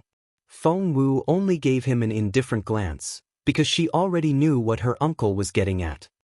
Indeed, the next thing Feng Yanfeng said was, Since His Royal Highness is into you now, you should take the chance to make him care for you. Feng Wu looked at him with expressionless eyes. Feng Yanfeng thought that Feng Wu was going to listen to him, so he said patiently, You have to know how prestigious His Royal Highness is. He's the crown prince. You know how many girls are around him all the time. Yes, that's right. You're pretty, and His Royal Highness likes you, but can you be sure that His Royal Highness will always like you? Feng Wu frowned when she heard that. Feng Yanfeng couldn't sense her annoyance at all and went on trying to persuade her. Xiaowu, you have to listen to me. This is a chance you can't miss. Feng Wu. Feng Wu stared at Feng Yanfeng. Feng Yanfeng looked around, leaned closer to Feng Wu, and whispered, Xiaowu, while you still have the chance, you have to. Feng Wu frowned. What did you say? Feng Yanfeng said, you have to get pregnant with the crown prince's baby. Feng Wu looked at Feng Yanfeng and found him a complete idiot. How could this man be a senior member of her own family? Feng Yanfeng stared at Feng Wu and stressed each word. The crown prince doesn't have any children now. If you give him a son, do you know what will happen? He'll dote on you, and you'll become the royal family's favorite. The Feng clan will rise because of you. Little Feng Wu, the entire Feng clan is counting on you. Even if you don't want it yourself, you have to do it for the clan. Do you understand? In the end, Feng Yanfeng was so excited that he was shaking Feng Wu by her shoulders. Feng Wu gave him a "you idiot" look. Seeing how unperturbed Feng Wu was, Feng Yanfeng gradually became disappointed. After a final glance at Feng Yanfeng, Feng Wu turned to leave. Feng Yanfeng's face darkened. Feng Wu. Feng Wu didn't even look back. She only said, moron. Moron. Feng Yanfeng was astonished. He was the minister of the Ministry of Official Personnel, the head of the Feng clan, and Feng Wu's uncle. But she had just called him a moron. Hey, you stupid. But before he could go on, Feng Wu turned her head and sneered at him. Uncle, are you urging me to? Ahem. Feng Yanfeng coughed loudly to stop Feng Wu from telling other people. After all, as her uncle, he would be ridiculed if other people learned that he had urged his niece to sleep with a man, even if that man was Jun Linyuan. Although Feng Wu didn't finish the sentence, they all knew what she meant. Fearing that Feng Wu might expose her father, Feng Lu immediately tried to change the subject. Feng Wu, how can you be so proud when you haven't even been on a winter hunt yet? Feng Wu rolled her eyes at Feng Lu. Feng Lu smirked. You don't know what that is, do you?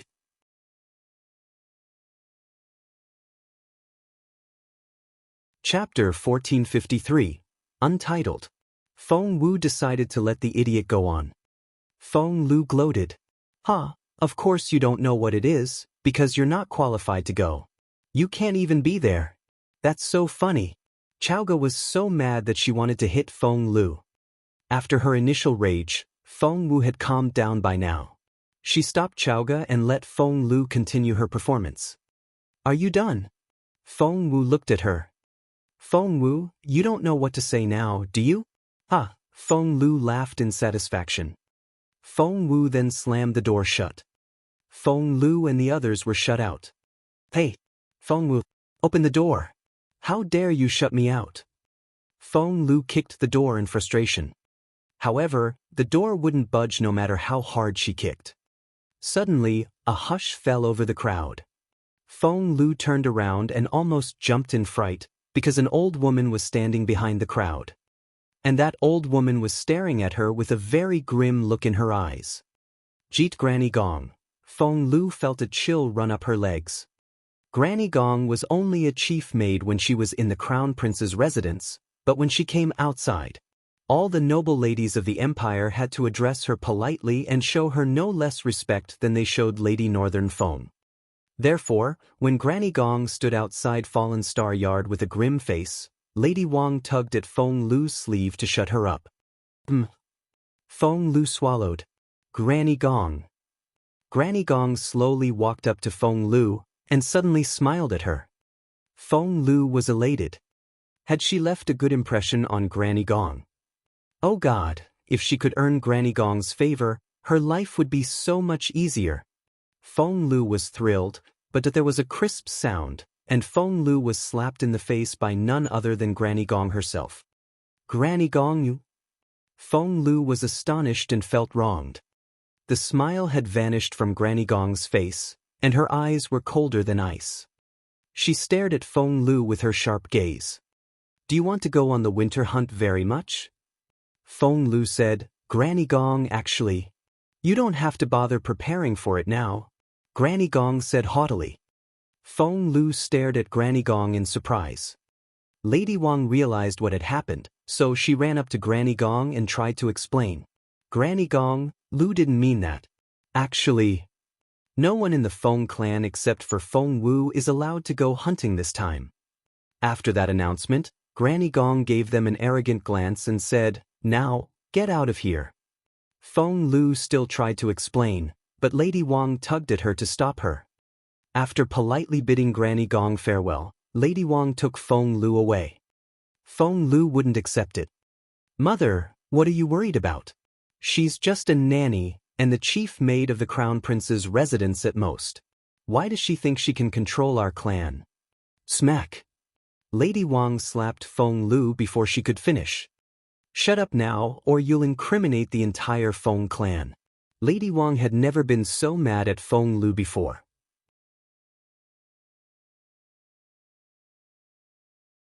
Chapter 1454, Untitled.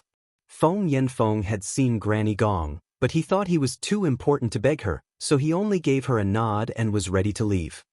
But Granny Gong stopped him in a cold voice. "Master Feng." Her voice wasn't loud, but there was something very majestic in it. She was only an elderly maid in the Crown Prince's residence and was far more inferior to Feng Yanfeng, the minister of the Ministry of Official Personnel. But somehow, Feng Yanfeng felt intimidated by her. Granny Gong stared at Feng Yanfeng with her sharp gaze. "Master Feng, you're short-sighted." Feng Yanfeng was utterly baffled and looked at Granny Gong in confusion. Granny Gong snorted.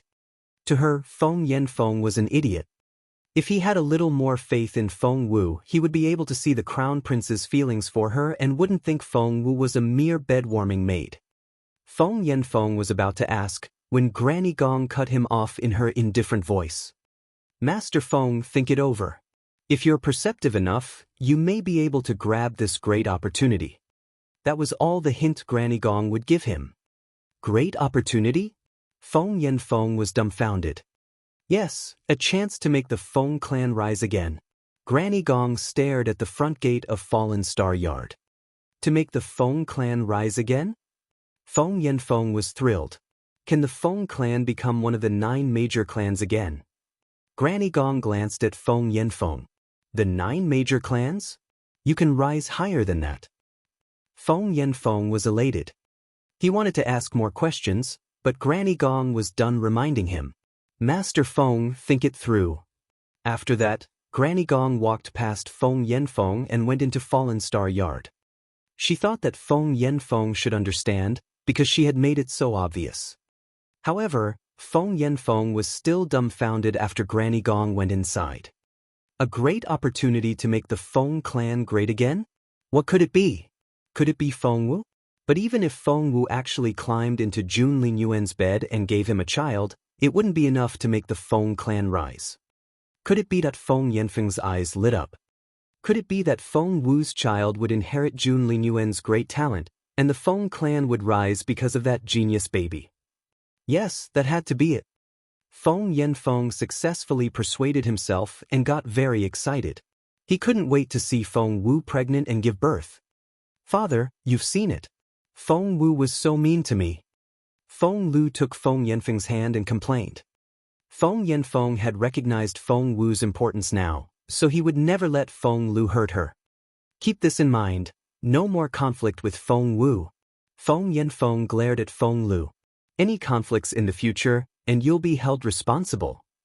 "Father," Feng Lu was dumbfounded. She couldn't understand the sudden change in her father's attitude. What on earth happened? Feng Lu couldn't figure it out, but Feng Yanfeng wouldn't tell her either. Granny Gong walked into Fallen Star Yard and asked Feng Wu directly, "Miss Wu, do you need me to take care of Miss Feng Lu and the others for you?" "Take care of?" Feng Wu stared at Granny Gong in amazement. Granny Gong smiled at Feng Wu and said matter-of-factly, "If Miss Wu wants, I can make her disappear." Feng Wu waved her hands. "It's not that serious."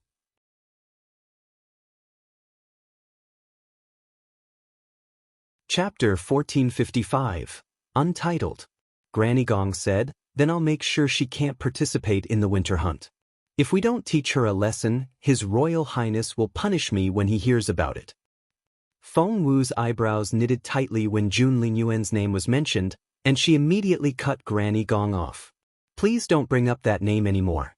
Despite Feng Lu's insult and Feng Yanfeng's reprimand, Feng Wu hadn't really been affected.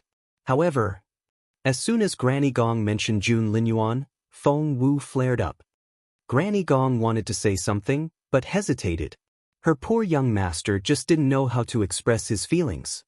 Miss Wu, His Royal Highness is just a little childish sometimes. In fact, he's very nice to you. Very nice? Feng Wu couldn't believe her ears. If Jun Linyuan was nice to her, then no one in this world could be considered mean. Granny Gong could guess from Feng Wu's silence what she was thinking, so she cleared her throat and said, "Ahem, actually, you're very special to His Royal Highness." Feng Wu glanced at Granny Gong in resignation. "Very special indeed, but I'd rather not be." Granny Gong said, "Miss Wu actually." The Crown Prince really liked little Feng Wu, but he was just too proud, which was why he always behaved like a bully. She told Feng Wu that. Feng Wu rolled her eyes. "Granny Gong, do you believe that?" Granny Gong was speechless. She knew that so much misunderstanding had accumulated by now that no explanation would be enough, so she decided to leave it to her young master to solve the problem. She heaved a sigh and said, "Miss Wu, I think you should say goodbye to your family for the evening." Feng Wu kept her cold gaze on Granny Gong without saying a word. Despite her reluctance, Granny Gong still looked at Feng Wu and said solemnly, "Miss Wu, I think it's time you said goodbye." She made it very clear that Feng Wu had to go back with her tonight. Feng Wu pointed a trembling finger at Granny Gong and remained silent. Chaoga ran up to Feng Wu, put herself between the two people, and glared at Granny Gong. "You evil old woman! If you're trying to take Xiao Wu away, you'll have to kill me first." The others gathered around them as well. Qiuling pleaded with her eyes. The beautiful lady was in tears. Granny Gong was speechless. She was only taking Feng Wu to the Crown Prince's residence. Why did they look like she was going to decapitate Feng Wu? Granny Gong ignored them all. She only stared at Feng Wu and said a name. "Feng Xiaoqi." Feng Wu frowned. "Granny Gong, are you threatening me now?" Granny Gong raised an eyebrow. "Miss Wu, I think you know the answer. His Royal Highness is the only one who can do that." Jun Linyuan. Feng Wu frowned. She had to admit that Jun Linyuan could actually do that. "Where's Xiaoqi?" Feng Wu asked Chaoga. Chaoga had been about to tell Feng Wu about it, and she immediately said, "He left with some men who were supposed to be from the Imperial Guards." "Xiao Wu, let's go get Xiaoqi now." So, it was indeed the Imperial Guards. Feng Wu stared at Granny Gong with a dangerous look in her eyes. Granny Gong remained unperturbed and spoke to Feng Wu in a low voice that only she could hear. The look on Feng Wu's face changed immediately. She stared at Granny Gong. "Are you threatening me now?"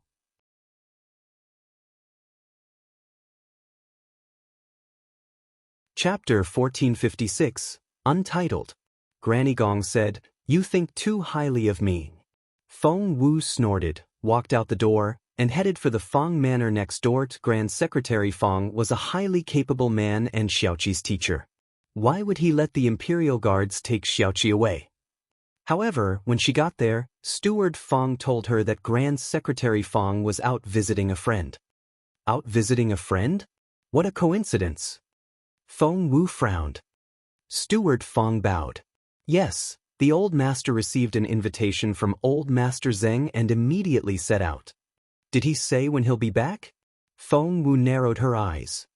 Steward Feng shook his head with a wry smile. Feng Wu went back to Fallen Star Yard and only asked Granny Gong in an indifferent voice, "Does Jun Linyuan know old Master Zheng?" Granny Gong replied in an unperturbed tone, "The old master taught His Royal Highness scriptures for a year before. He retired and went back to his hometown after His Royal Highness mastered everything." So, old Master Zheng's invitation must have been designed by Jun Linyuan to lure Grand Secretary Feng away. Damn you, Jun Linyuan. What lengths would he go to just to keep her around him? Feng Wu was speechless. Granny Gong looked at Feng Wu. Miss Wu, stalling may not do young Master Qi any good. Of course Feng Wu knew that, but she still couldn't get over the fact that she was being threatened. Xiao Wu, did the crown prince really hit you? The beautiful lady asked between broken sobs. Feng Wu's eyes widened. Did Jun Linyuan hit me? Where did that rumor come from? The beautiful lady caressed Feng Wu's face with her soft hands and said nervously, Good. There's no scar. Feng Wu was speechless. She took her mother's hand and frowned. Mom, who told you that? Since the beautiful lady remained at Fallen Star Yard all the time, rumors outside shouldn't be able to reach her, not to mention that it was utter nonsense. Qiuling immediately complained, It's all because of Miss Lu. When young Master Qi was taken away, she came here and spouted all sorts of rumors. We chased her off, but my lady obviously heard her. That's right. They took Xiaoqi away. Xiao Wu, your brother was kidnapped. The beautiful lady sobbed and looked so perplexed. Where did your brother go? Feng Wu gave her mother a sympathetic look. She had no idea what the beautiful lady had gone through, but she had always lived in a confused state like this. To her, the world revolved around Feng Wu and Xiaoqi. Now that Xiaoqi was missing, she was bound to feel anxious. Mom, don't worry. I'll bring Xiaoqi back. Feng Wu sighed inwardly. Granny Gong was right. It would be very unwise of her to argue with Jun Linyuan right now. Since she couldn't do that, she had to change her approach. She didn't like the idea, but what choice did she have? Let's go. Feng Wu glanced at Granny Gong and walked out of the courtyard. Granny Gong heaved a sigh. She was genuinely worried that the young couple would fall out again. By now, because of Bishi, the Empress Dowager had noticed Feng Wu again. Granny Gong felt a headache coming on when she thought about that old lady. Feng Wu and Granny Gong left the Feng Manor and went back to the Crown Prince's residence. However,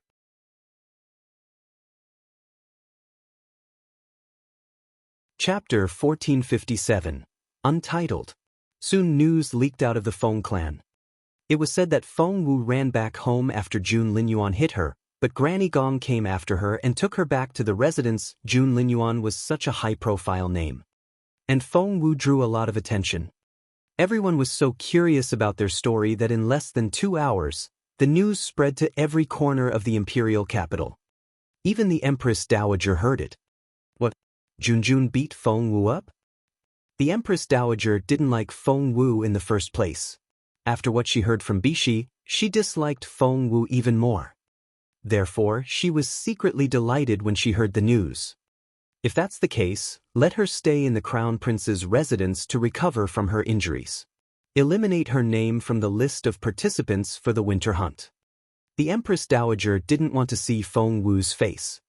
Lady Northern Feng was about to speak, but the old lady cast a stern look at her.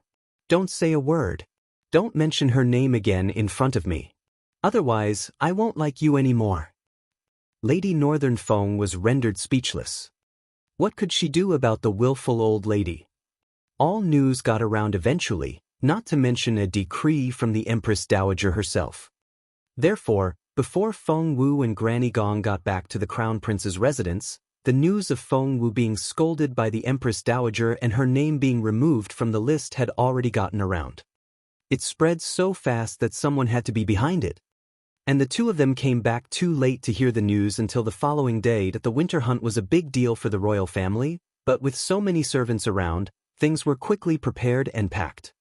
Early next morning, Feng Wu had yet to wake up when she felt something cold on the tip of her nose. She opened her eyes to find the domineering Crown Prince sitting by her bed. Feng Wu smacked his hand away and glared at him. Jun Linyuan, what are you doing? The proud Crown Prince felt rather humiliated by her reaction.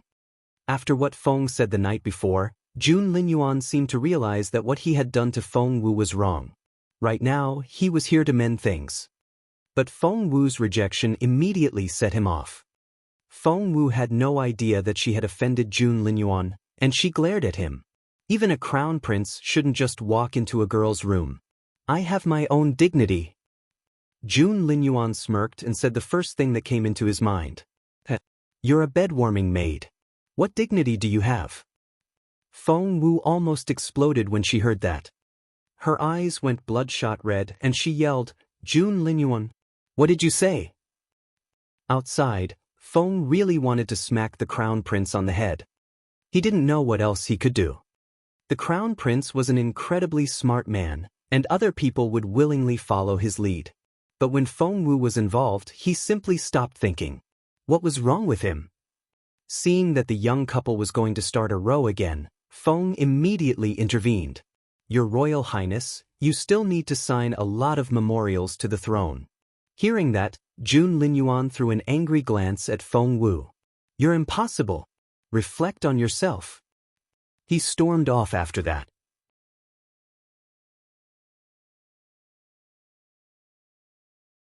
Chapter 1458, Untitled. Seeing Jun Linyuan leave, Feng Wu was so frustrated, but she didn't know where to vent. She realized that she was such a wuss around Jun Linyuan. Feng tried to explain to Feng Wu, "Actually, His Royal Highness was here to piss me off, is it?" Feng Wu stared at Feng. Feng was speechless. "What are you still doing there?" Jun Linyuan yelled outside. Feng was speechless. With their temperaments, he wondered when the two of them would reconcile. Feng himself almost felt like crying. With no other choice, he could only give Feng Wu a long look. "Miss Feng, please get up. We're leaving for the winter hunt in an hour." After Feng left, the more Feng Wu thought about it, the more displeased she became. The winter hunt was the last thing she wanted to do right now. However, Jun Linyuan still had Xiaoqi, and she had agreed to be his maid for 18 days, so she had to go. Suppressing her frustration, Feng Wu struggled to her feet. Being as pretty as she was, she didn't need to do much. After quickly washing up and getting dressed, she pushed the door open. "So, Miss Feng is awake." Feng Wu pushed the door open to see a pretty girl leaning against the wall and looking at her in a triumphant way. So, Feng Wu frowned. Because she recognized the person. It was none other than Bishi, the girl who had confronted her before. Feng Wu wasn't in the mood to talk, so she gave her a nod and was going to walk past her. "However, little maid, where are you going?" Bishi uncrossed her arms and said to Feng Wu with a smile. Her tone was quite provoking. Moreover, who was she to call her a maid? Who did she think she was?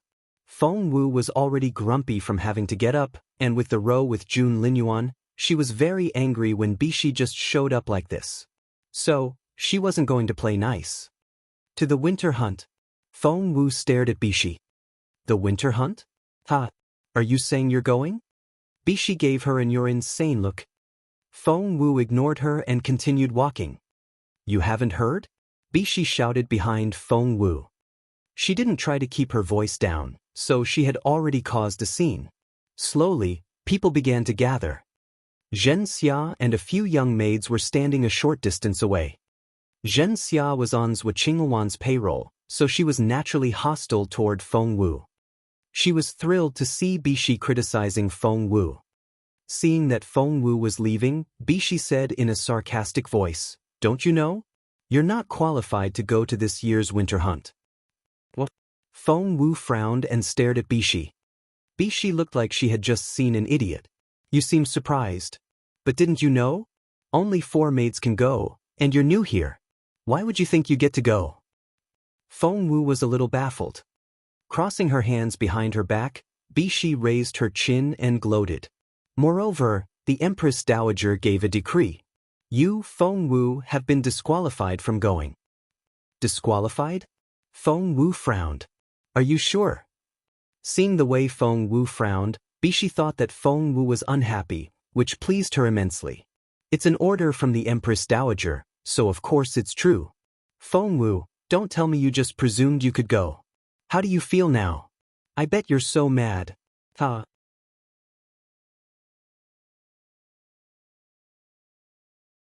Chapter 1459, Royal Progress, 1. Feng Wu was speechless. She had never wanted to go to the event in the first place. Hearing this good news, she felt like throwing a party to celebrate. Are you sure I'm not qualified to go? Feng Wu looked at Bishi with her brooding eyes. Bishi snorted. Feng Wu, I see that you really want to go hunting. Too bad, you're not allowed to. Haha. The idea of Feng Wu not being able to go made Bishi feel utterly satisfied. But Feng Wu, as soon as she heard that she wasn't qualified, she was over the moon. Without another word, she turned around and headed back. She moved so fast that the others didn't have time to react. When Bishi realized what had happened, Feng Wu was already several hundred meters away. Dumbfounded, Bishi watched as Feng Wu walked away. She then turned to Zhen Xia with a confused look on her face. She left just like that? Bishi stared at Zhen Xia and mumbled. Zhen Xia was too smart to get involved in the conflict between Bishi and Feng Wu, so she gave Bishi a little bow and left with her young maids. Bishi was speechless. By then, the crown prince had already gotten into his carriage. However, he was so angry at the moment that no one dared to get any closer. Even Feng couldn't start a normal conversation with him. Why aren't we moving? The crown prince asked impatiently. That girl is so grumpy. I can't even make fun of her now. The more he thought about it, the angrier he became. Your Royal Highness, some people are still not here yet, especially Feng. However, the crown prince cut him off with a wave of his hand. If they're not here yet, they're not going. He was so angry that he didn't understand what Feng was saying. Feng was speechless, for he knew that his young master didn't hear him clearly, so he raised his voice and said, Your Royal Highness, Miss Feng Wu hasn't arrived yet. Something clicked in Jun Lingyuan's head. No one could disturb him like that, not even the Emperor or the Empress Dowager. However, whenever Feng Wu's name popped up, it meant something special. However, that he still cared about his pride more. How dare she not show up? That's interesting. So interesting. Jun Lingyuan smirked. Let her stay behind, then. Let's go. After that, Jun Lingyuan gave a wave, and they were on their way. Bishi was one of the maids who was allowed to tag along. She wasn't on the list at first, but since she worked for the Empress Dowager, all it took was a word from the old lady, and she was given permission. She was a little fidgety after confronting Feng Wu today, fearing that the crown prince would punish her later. However, Bishi was thrilled when she heard what Jun Lingyuan said. Feng Wu, there I was, thinking you mean something to His Royal Highness. But as it turns out, you're nothing special. Bishi wasn't worried anymore. The winter hunt always took place in the Selna grassland. That grassland was where the Selna tribe lived. They were one of the fiercer tribes in the empire, and known as the tribe on horsebacks. The tribesmen were known for their towering heights and sturdiness. They were born with great strength and were innately amazing soldiers.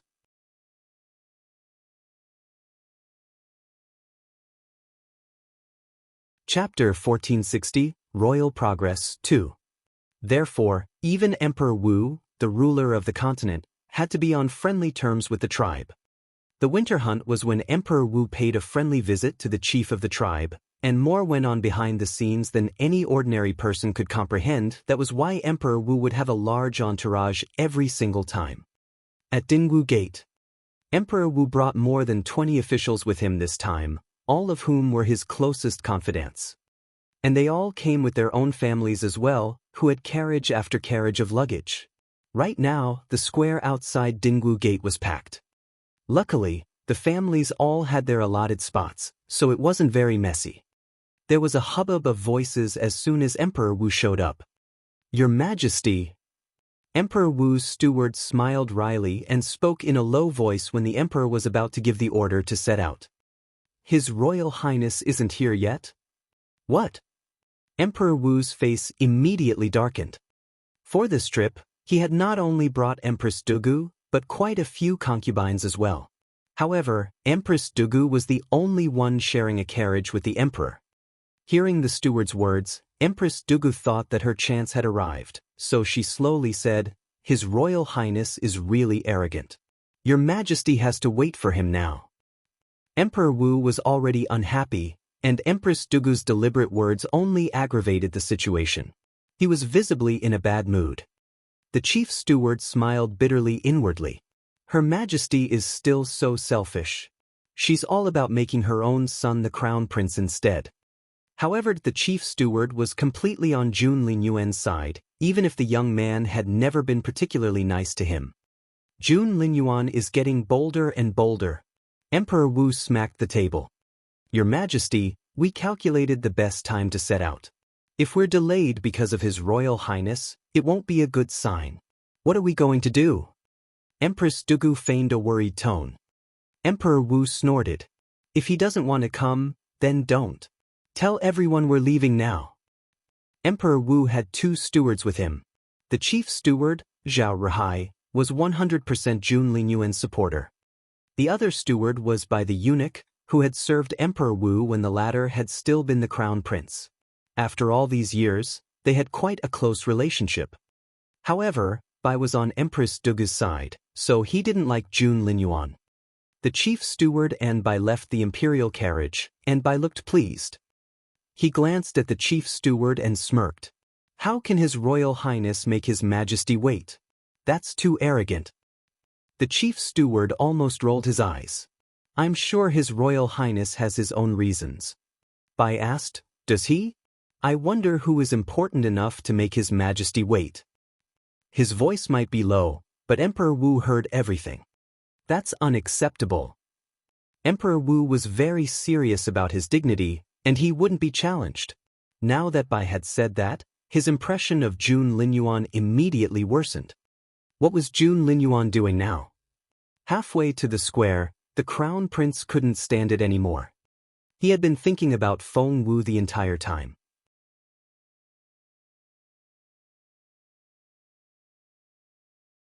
Chapter 1461, Royal Progress, 3. In the end, Jun Linyuan felt a throbbing pain in his head. What was the point of going if little Feng Wu didn't go?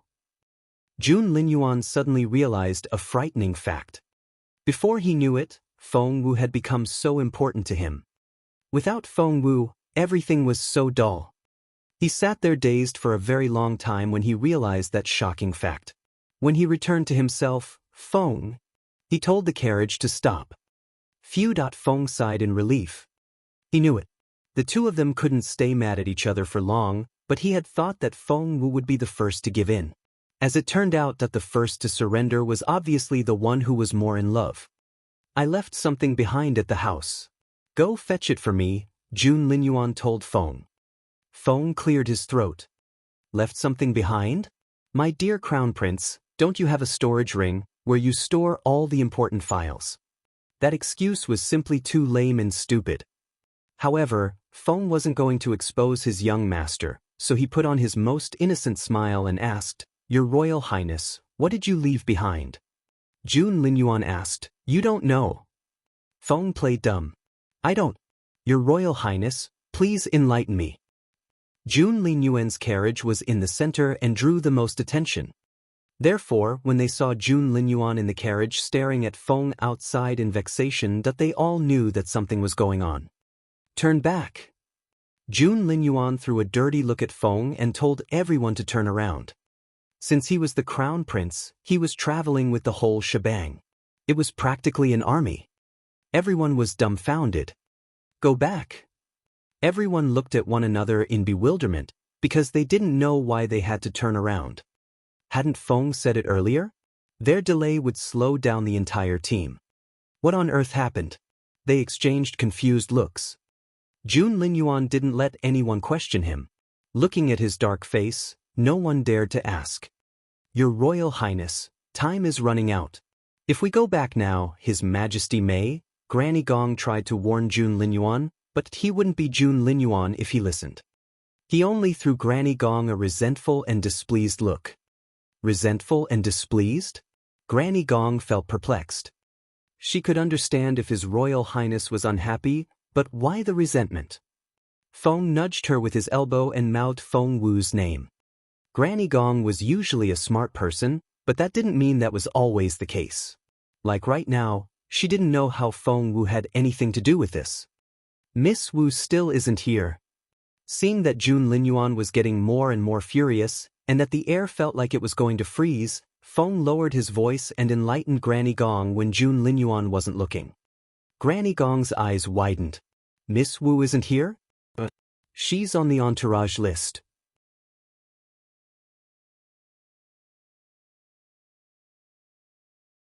Chapter 1462. Why is His Royal Highness late? 1. Feng said grumpily, Feng Wu really isn't here. Everyone immediately started talking and arguing. So, His Royal Highness really wants to go back because Feng Wu isn't here. So, His Royal Highness really cares about Feng Wu, doesn't he? So, His Royal Highness. Granny Gong was dumbfounded. Miss Wu isn't in the entourage? How can that be? Miss Wu should be here. Granny Gong searched everywhere, but when she couldn't find Feng Wu, she panicked. She had come up with the name list for the Crown Prince's residence, so she knew better than anyone else where Feng Wu should be. Her Majesty the Empress Dowager specifically gave the order that Feng Wu's name shouldn't be on the list, someone said in a low voice. The Empress Dowager's order. Immediately, all eyes were on Bishi. Bishi was from the palace, and she had been out last night. Knowing that she couldn't pretend that she was innocent, Bishi stepped out and spoke in a low voice. Her Majesty did summon me last night, and she asked me about Feng Wu. But I'm not to be blamed. Her Majesty doesn't like Feng Wu to begin with. Granny Gong's face darkened. So, it was indeed because of Bishi. Are you an idiot? Infuriated, Granny Gong smacked Bishi on the forehead. Bishi was dumbfounded. Even those around her stared at Granny Gong in disbelief. Bishi had been sent here by the Empress Dowager, who had explicitly told everyone that Bishi was going to be the Crown Prince's concubine. But now, Granny Gong had just hit her in front of so many people. Bishi was dumbfounded and stared at Granny Gong in disbelief. You hit me? You're just an old maid. How dare you hit me? Granny Gong took a deep breath. It was really tiresome to deal with such a stupid woman. Bishi had no idea what Granny Gong was thinking and went on yelling at her. You hit me because of Feng Wu. She's a nobody. How dare you hit me because of her? That's right. Feng Wu wanted to come this morning, but I stopped her. I laughed at her and told her she wasn't qualified. So what can you possibly do to me? Bishi raised her chin and looked very smug. She believed that she was going to be an imperial concubine one day. However, before she could go on, a fair, slender and strong hand wrapped itself around her thin, porcelain neck. Oh no!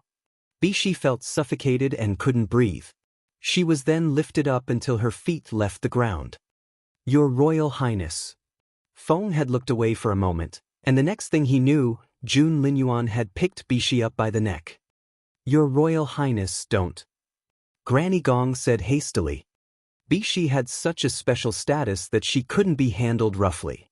Otherwise, Granny Gong wouldn't have put up with her for so long. However, cracked that they heard the crisp sound of bones breaking.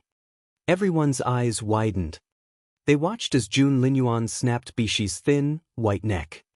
Just like that, the pretty girl was dead.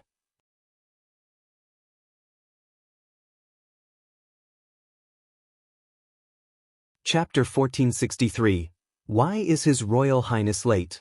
2. All around them that there was only silence. No one dared to breathe loudly or make a sound. That was so terrifying. Chills ran up their legs and spines, and they felt cold to the bone. They had always known that the Crown Prince was a heartless man who could kill easily. But recently it had been a while since the servants at the residence saw the Crown Prince lose his temper. They even thought that they were beginning to see something human in him. So, many people involuntarily thought that the Crown Prince had become more approachable. As it turned out, he was still that heartless Crown Prince. Your Royal Highness. Immediately, everyone dropped to their knees, lowered their heads, and didn't dare to meet Jun Linyuan's eyes. The Crown Prince looked around with his cold, murderous eyes. His eyes seemed to see through everything. The crowd shook from head to toe. They didn't dare meet his gaze and had to control their breathing so that they wouldn't make a sound. Let's go. Jun Linyuan snorted, tossed Bishi aside, and marched off. The others felt chilled to the bone. The Crown Prince's residence. Feng Wu had slept in that morning and was enjoying the moment.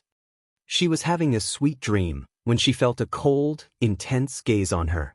The person never looked away. Feng Wu was so sensitive that she couldn't ignore such an intense gaze. Involuntarily, she opened her eyes. Jun Linyuan? Feng Wu rubbed her sleepy eyes and yawned. Jun Linyuan gave her a half-smile. Crossing his arms, Jun Linyuan strolled over to the bed and stopped in front of Feng Wu. "You're awake?" The Crown Prince pinched Feng Wu's plump cheeks with his slender fingers. Jun Linyuan's fingers were as cold as ever, and his touch immediately woke Feng Wu up. She shuddered and smacked his hands away. "Didn't you go to the winter hunt? Why are you back?" Feng Wu was surprised. The Crown Prince smirked. "To look for you." "To look for me?" Feng Wu pointed a finger at herself. "Haven't you heard? Her Majesty the Empress Dowager specifically gave the order that I'm not allowed to go." Jun Linyuan gave her an indifferent glance. "Why do I feel that you look very happy?" "I'm not." Feng Wu wasn't a fool, so of course she wasn't going to admit it. She immediately said, "I'm not qualified to go? I'm so sad. I'm such a pitiful girl." Jun Linyuan stared at Feng Wu like he was looking at an idiot. Under his gaze, Feng Wu couldn't keep pretending, so she cleared her throat to give herself a way out. "Hey, Jun Linyuan, are you also not going to the winter hunt?" Feng Wu really didn't want to go.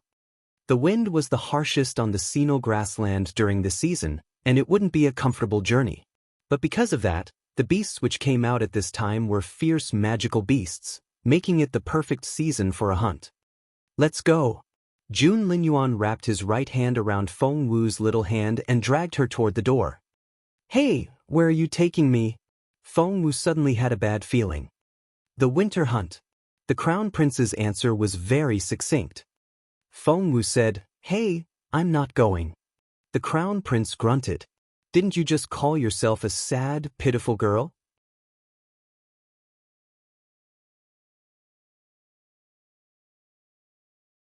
Chapter 1464. Why is His Royal Highness late? 3. Feng Wu buried her face in her hands. "But I'm not qualified to go. Her Majesty the Empress Dowager gave the order to exclude me from the entourage." The Crown Prince looked at Feng Wu as if she was an idiot. "Are you stupid?" Feng Wu was dumbfounded. The Crown Prince said, "That order is meaningless to me." Feng Wu said, "Ahem, that's an imperial decree." Jun Linyuan said, "To other people. He was always the one who would be treated differently."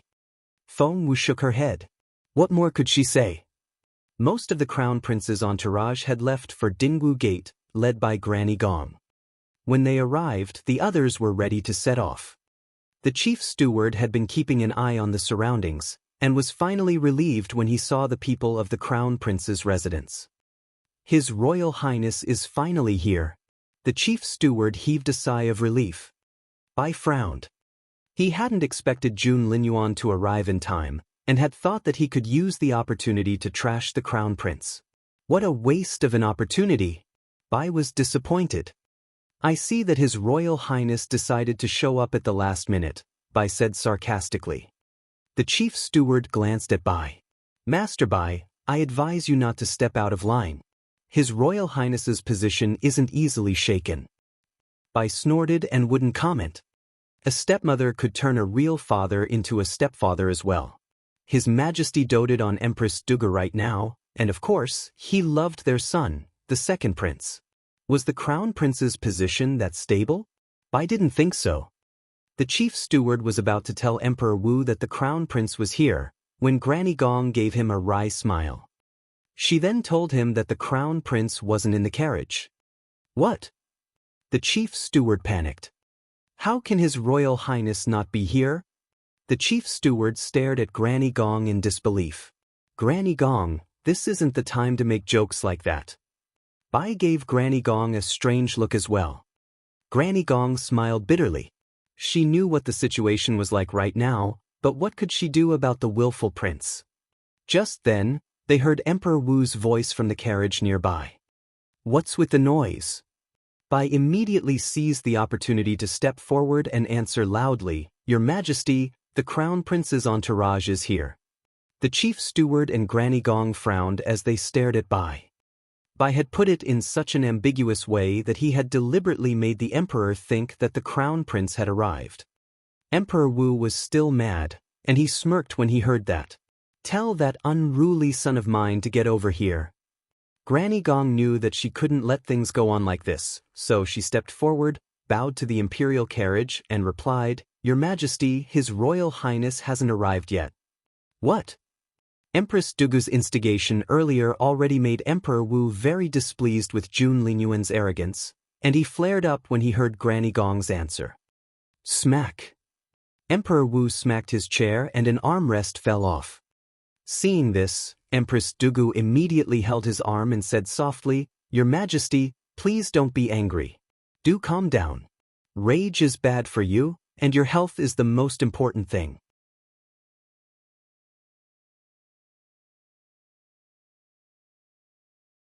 Chapter 1465. Untitled. Holding Empress Dugu's hand, Emperor Wu said in a solemn voice, "Even you are concerned about my health, but that defiant son of mine. He wants to see me die from frustration, so that he can take the throne." That last bit was a very serious accusation. Empress Dugu secretly rejoiced, but she feigned a terrified voice and said, "Your Majesty, please don't be mad. I'm sure that's not the Crown Prince's intention." The more she tried to appease Emperor Wu, the angrier he became. "Since he doesn't want to go, then don't." Emperor Wu waved his hand in vexation. Seeing that things were getting out of hand, Granny Gong ran to the Empress Dowager for help. The old lady was already in her carriage and couldn't be bothered to move around. However, she sat up in astonishment when she heard the news. "Is the Crown Prince still not here?" The old lady's face darkened. All the officials were waiting outside Dingwu Gate, and they had all heard Emperor Wu's opinion of his son, which was very bad for the teenager. Granny Gong nodded without hesitation. That shouldn't be the case. The Empress Dowager frowned and murmured, "Junjun is the type of person who always keeps his promises. He won't arrive early, but he won't be late either. There has to be a reason for it." After that, she suddenly looked up and stared at Granny Gong. "Speak. What happened in the Crown Prince's residence?" Granny Gong said, "Well? Are you not going to tell me?" The Empress Dowager stared at Granny Gong and said, "Bring Bishi here." Bishi? Granny Gong felt like fainting. Bishi couldn't come, because Jun Linyuan had killed her. What? Seeing that Granny Gong wasn't moving, the Empress Dowager looked displeased. "Miss Bishi," after some hesitation, Granny Gong finally told the old lady, "Miss Bishi is dead." What? The Empress Dowager was astonished. She stared at Granny Gong in disbelief. "How? Did someone kill her?" Granny Gong said calmly, "It was His Royal Highness." The furious Empress Dowager immediately calmed down. "Was it Junjun?" "Yes, Your Majesty." Granny Gong nodded. All anger disappeared from the old lady's face, and she waved her hand. "I'm sure Junjun had his reasons. So be it. It's no big deal." Granny Gong was speechless. She was already used to the Empress Dowager's behavior, so she wasn't surprised by her reaction. The others around the old lady were even more used to it, and no one looked the least bit disturbed. "So, are you here because something happened to the Crown Prince?" The Empress Dowager looked at Granny Gong. Granny Gong immediately said, "His Royal Highness is late and hasn't arrived yet, so His Majesty is displeased." "That's it? I thought it was something much bigger." Come, let's have a look." With Granny Lan at her elbow, the Empress Dowager left her carriage and headed for Emperor Wu's. Meanwhile, Emperor Wu was throwing a tantrum at Jun Linyuan's late arrival. He smacked the table and bellowed, "If that defiant son doesn't want to go, disqualify him. We're leaving now." Empress Dugu secretly rejoiced. It seemed that the Crown Prince had fallen out of favor. Seeing how furious the Emperor was, all the officials shivered in fear and didn't dare to move. "Your Majesty!" A cold voice rang out at that moment.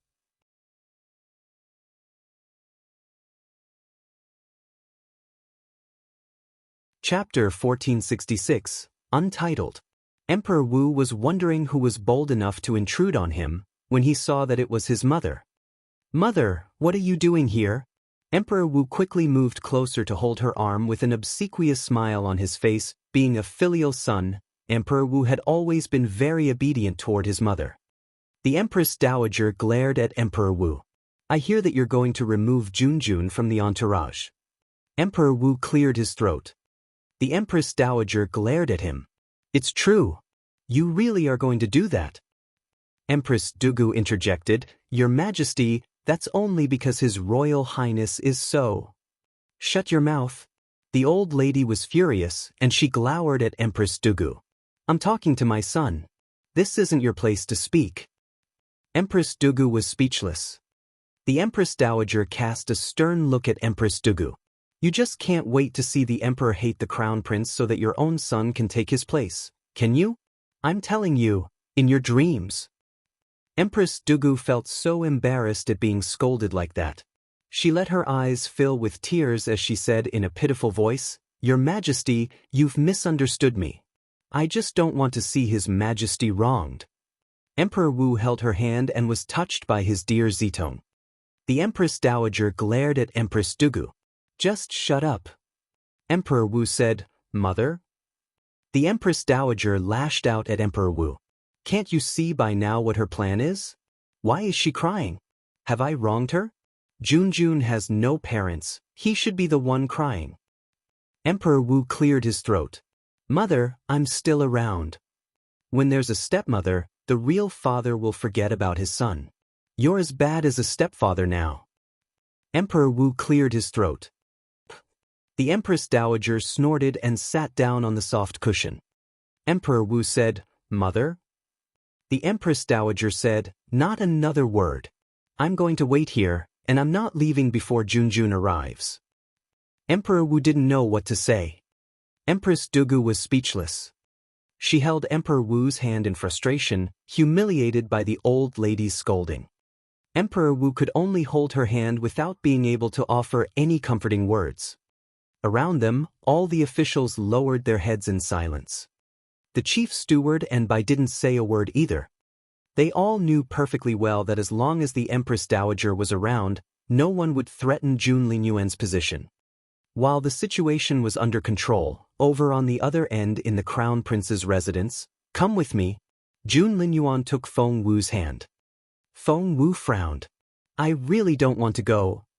Jun Linyuan looked back at Feng Wu. "Are you sure?" Feng Wu nodded repeatedly. "Yes, very." Jun Linyuan snorted.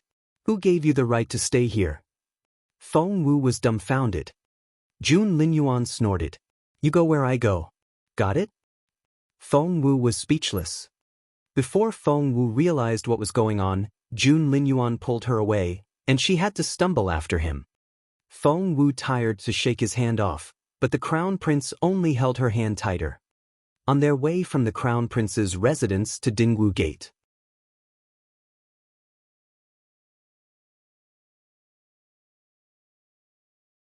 Chapter 1467, Untitled. A lot of people were positioned along the road just to report on Jun Linyuan's whereabouts. His Royal Highness has left his residence. His Royal Highness has passed Anding Street.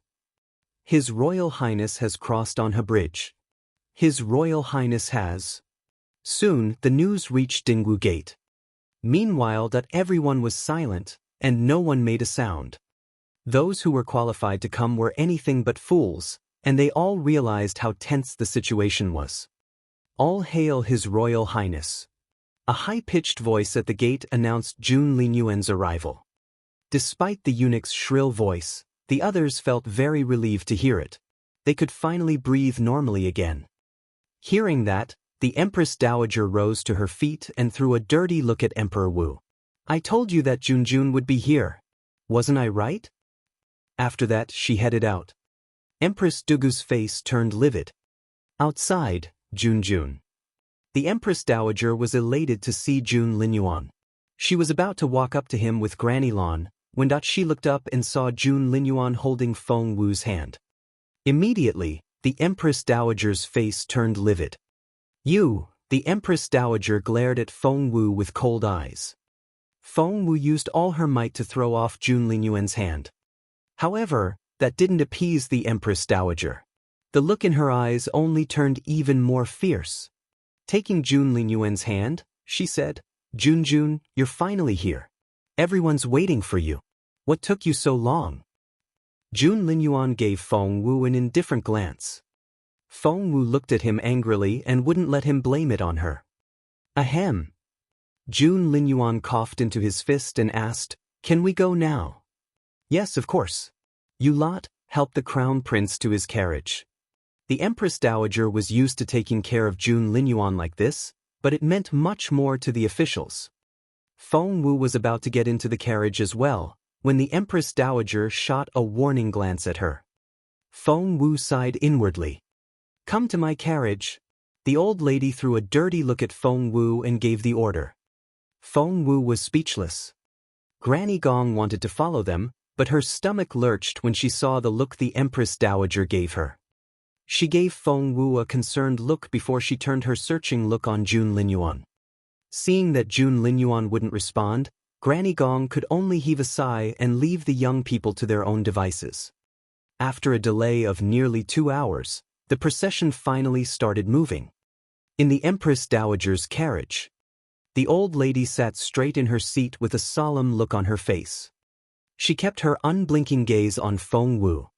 Feng Wu lowered her head and stood silently in front of the Empress Dowager like a pitiful little girl. The air felt so heavy.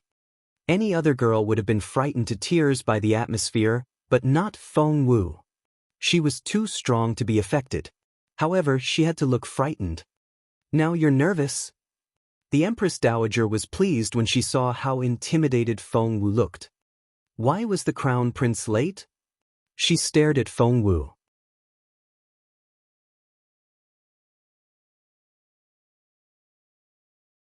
Chapter 1468, Untitled.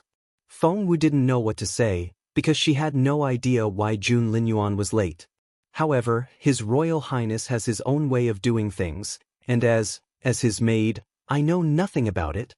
Feng Wu hesitated at calling herself a maid, but she was going to be Jun Linyuan's maid for the next 18 days, so she had to force herself to say it. The Empress Dowager snorted. I knew it. How can you possibly know what the Crown Prince is thinking? Feng Wu rolled her eyes inwardly. If you knew that, why bother asking in the first place? The Empress Dowager was visibly less displeased after that, but suddenly she seemed to recall something, and the look in her eyes turned very fierce. Feng Wu. She glared at Feng Wu. How dare you? She smacked the armrest. Any other girl would have been frightened to tears, but not Feng Wu. She was far tougher than the old lady could imagine. Your Majesty, please don't be angry. Feng Wu made to kneel down. Clean her hands, the Empress Dowager said angrily. Maids approached Feng Wu with punishment rulers in their hands and ferocious expressions. The look on Feng Wu's face changed a little. The Empress Dowager was surrounded by capable people, and 2 strong elderly maids pinned Feng Wu down and twisted her arms behind her back. Seeing this, Granny Lan was concerned, so when the Empress Dowager wasn't looking, she raised the curtain and shot Granny Gong a warning glance. Granny Gong had been waiting outside the carriage, and she immediately realized that Feng Wu was in trouble. That was bad. Knowing how Jun Linyuan felt for Feng Wu, Granny Gong could only imagine how chaotic things would get if the Empress Dowager ended up punishing Feng Wu. At that thought, Granny Gong immediately ran off to report to her young master. Clean her hands with the rulers. The Empress Dowager's face was livid, and her tone was very decisive. She believed that Feng Wu had seduced the Crown Prince. Otherwise, her Junjun would never have arrived late. Outside the carriage, Emperor Wu had brought people of various clans with him this time. Northern Feng Mansion, the Zhou family, the Feng clan, the Duga family, and Mu Manor were all included. Of the royal family, the Empress Dowager, the Empress, concubine Oriole, the 3rd and 5th princesses, and the 3rd prince were coming along as well. They had yet to recover from the shocking scene of Jun Linyuan arriving with Feng Wu's hand in his. So, right now, they were all discussing it among themselves in their respective carriages. Lady Northern Feng wasn't happy about it, because she still didn't think that Jun Linyuan would be a good husband for Feng Wu.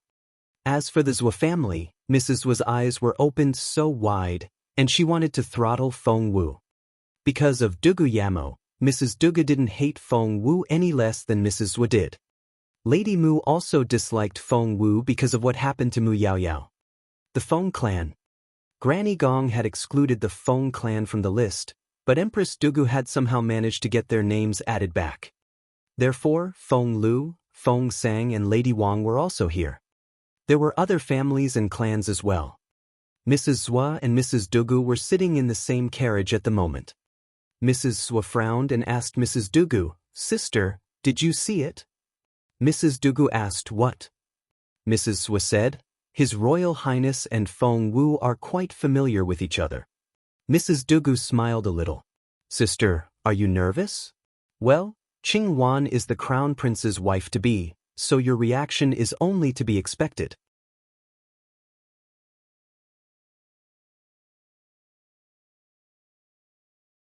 Chapter 1469. Untitled. Holding Mrs. Dugu's hand, Mrs. Zhua smiled wryly. "Sister, I'm not alone in this. Isn't Yamo interested in that position as well?" The entire imperial capital had heard how Dugu Yamo had tried to confess her love to Jun Linyuan, but ended up having her immortal flowers taken by Feng Wu. Because of that, Dugu Yamo had become the laughingstock of the whole city. Mrs. Dugu was furious when Mrs. Zhua brought that up. She asked, "Sister, what's that supposed to mean?" Mrs. Zhua immediately waved her hands.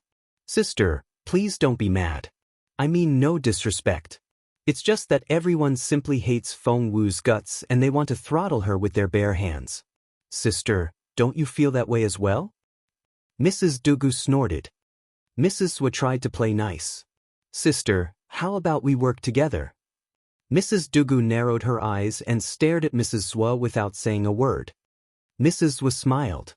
"Sister, don't you want to get revenge for Yamo? I heard that Yamo was devastated and even tried to kill herself at home. What a pity." Dugu Yamo was Mrs. Dugu's favorite, and the girl's tantrum had turned the household upside down. The mood in the manor was quite depressing and restless. Dugu Yamo had tried to kill herself by smashing her head against a wall, but she failed, and there was now a big swollen lump on her forehead. It was quite a sorry sight. At that thought, Mrs. Dugu gritted her teeth. "What are you proposing?" She stared at Mrs. Zhua. Mrs. Zhua leaned closer and whispered something in Mrs. Dugu's ear. Mrs. Dugu looked a little relieved, but she still felt doubtful. "Are you sure?" Mrs. Zhua was very confident. "With both of us working on it, of course. If it doesn't work, we can always ask the Empress for help."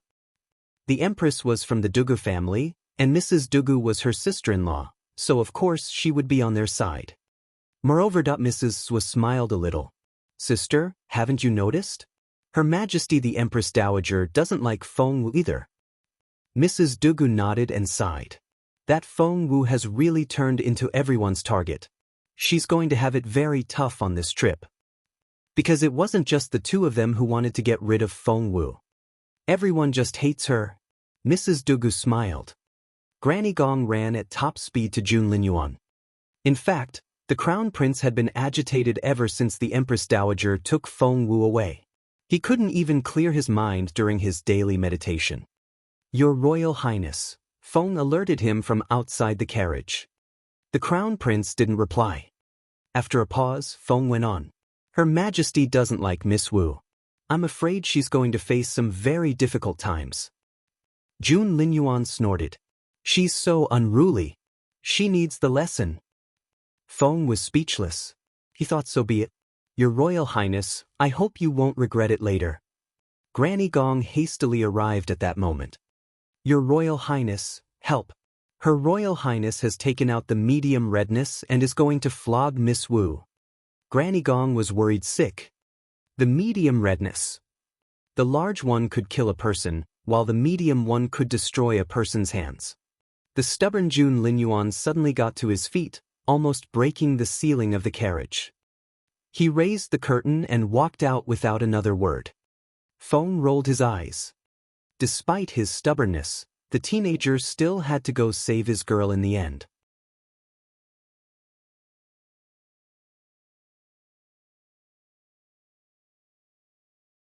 Chapter 1470, Untitled. Jun Linyuan's long legs took him to the Empress Dowager's carriage in no time. "Stop," he yelled furiously. His arrival brought an unbelievable pressure down on everyone's shoulders. His bellows were like a thunderclap, and the entire procession stopped involuntarily. The Empress Dowager almost had a heart attack. Her face went pale as she stared at Jun Linyuan in astonishment. It took her a while to realize who it was, and only then did she pat her chest and let out a breath of relief. "You brat! You almost frightened me to death." Jun Linyuan's gaze was on Feng Wu as soon as he walked in. Right now, Feng Wu had been forced to her knees, and the angry and stubborn look in her eyes reminded him of a young beast. Her hair and clothes were disheveled, and there were light finger marks on her face. Jun Linyuan could imagine what had happened. Someone had tried to slap her, and she failed to dodge completely, hence the marks. This girl. It pained him to see the stubborn look in her eyes. Without another word, Jun Linyuan walked up to her, bent down, and gave her his hand. The Crown Prince had given Feng Wu his hand.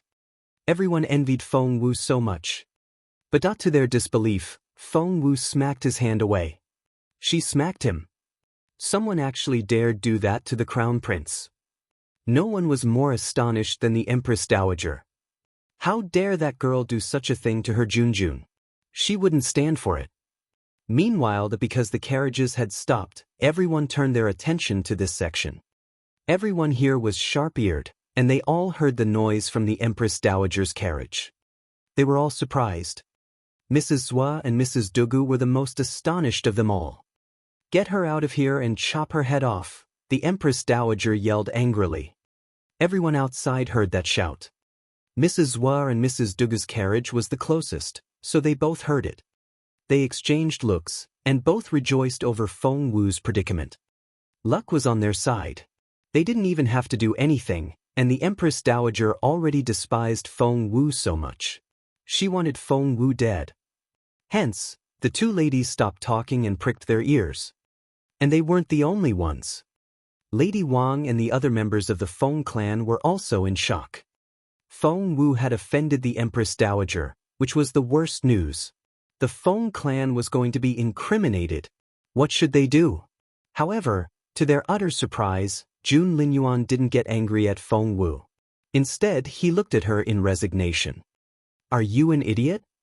Jun Linyuan jabbed Feng Wu's forehead with one long finger before pulling her to her feet. He then tucked her under his arm and carried her away. Feng Wu was dumbfounded. "Hey, Jun Linyuan, put me down. Put me down now." Feng Wu hit Jun Linyuan with her fists. But it simply didn't make a difference.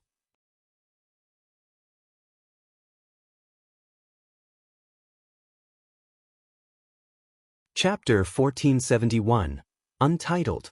Right now, Feng Wu was so angry and frustrated that she wanted to pinch Jun Linyuan on his waist. And that was what she did. However, his muscles were simply too hard for Feng Wu to make an impact. What a bummer. Frustrated, Feng Wu bit down on Jun Linyuan's arm. Her teeth almost chipped. It hurt a lot that tears filled her eyes. Feng Wu kicked and scratched. But Jun Linyuan still carried her away. A lot of people had lifted their curtains to see what was going on, and they were all astonished. That was especially the case for the Empress Dowager.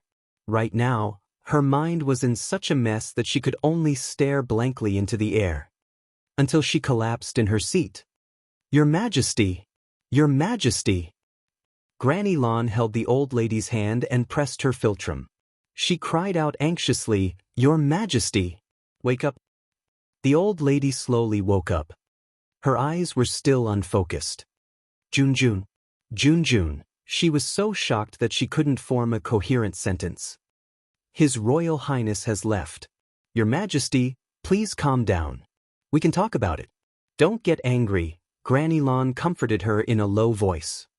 "How? How can Junjun tolerate that girl? The Empress Dowager's voice shook. Granny Lon said, well, he let that girl do all those unruly things.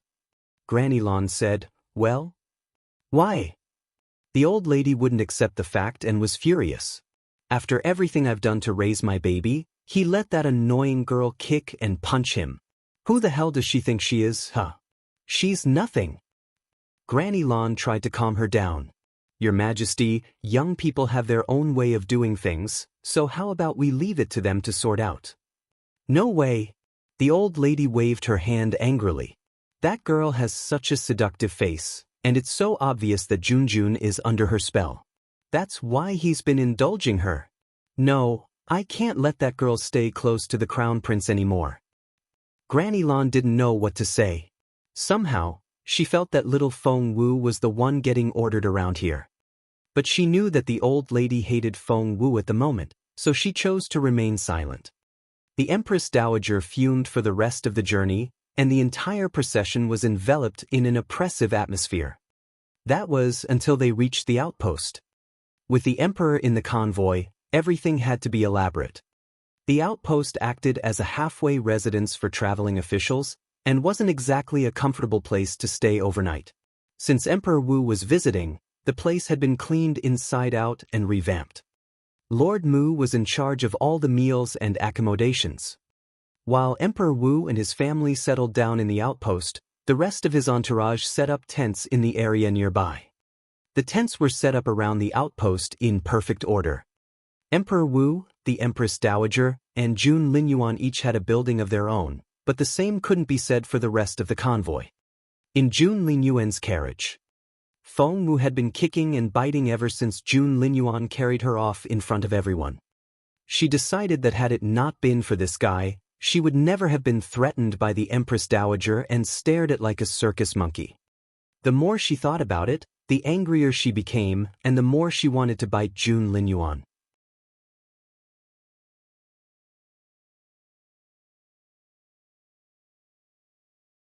Chapter 1472, Untitled. But Jun Linyuan's muscles were too hard for her to bite, which only made Feng Wu angrier. She glared at him like an angry squirrel.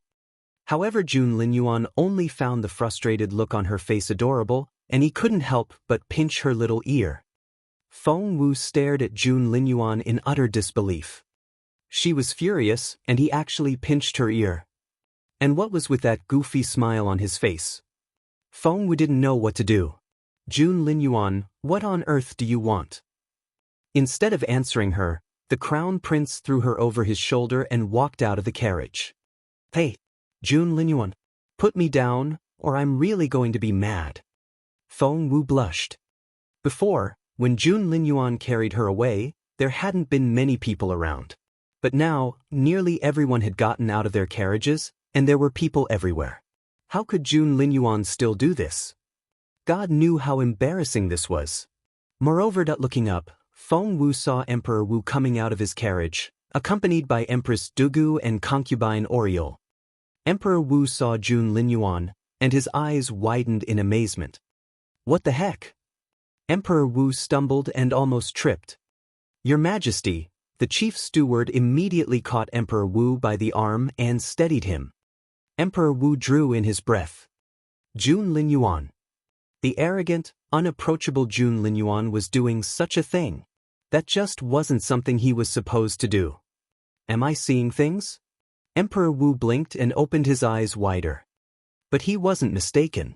Jun Linyuan was indeed marching forward with Feng Wu over his shoulder. Stop. Emperor Wu stopped Jun Linyuan. Right now, the atmosphere felt rather strange. Jun Linyuan paused, turned around, and looked at Emperor Wu in bewilderment.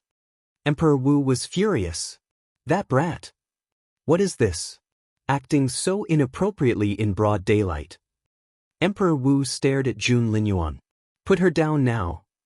However, to Emperor Wu's frustration, Jun Linyuan only gave him an indifferent glance before marching off with Feng Wu over his shoulder.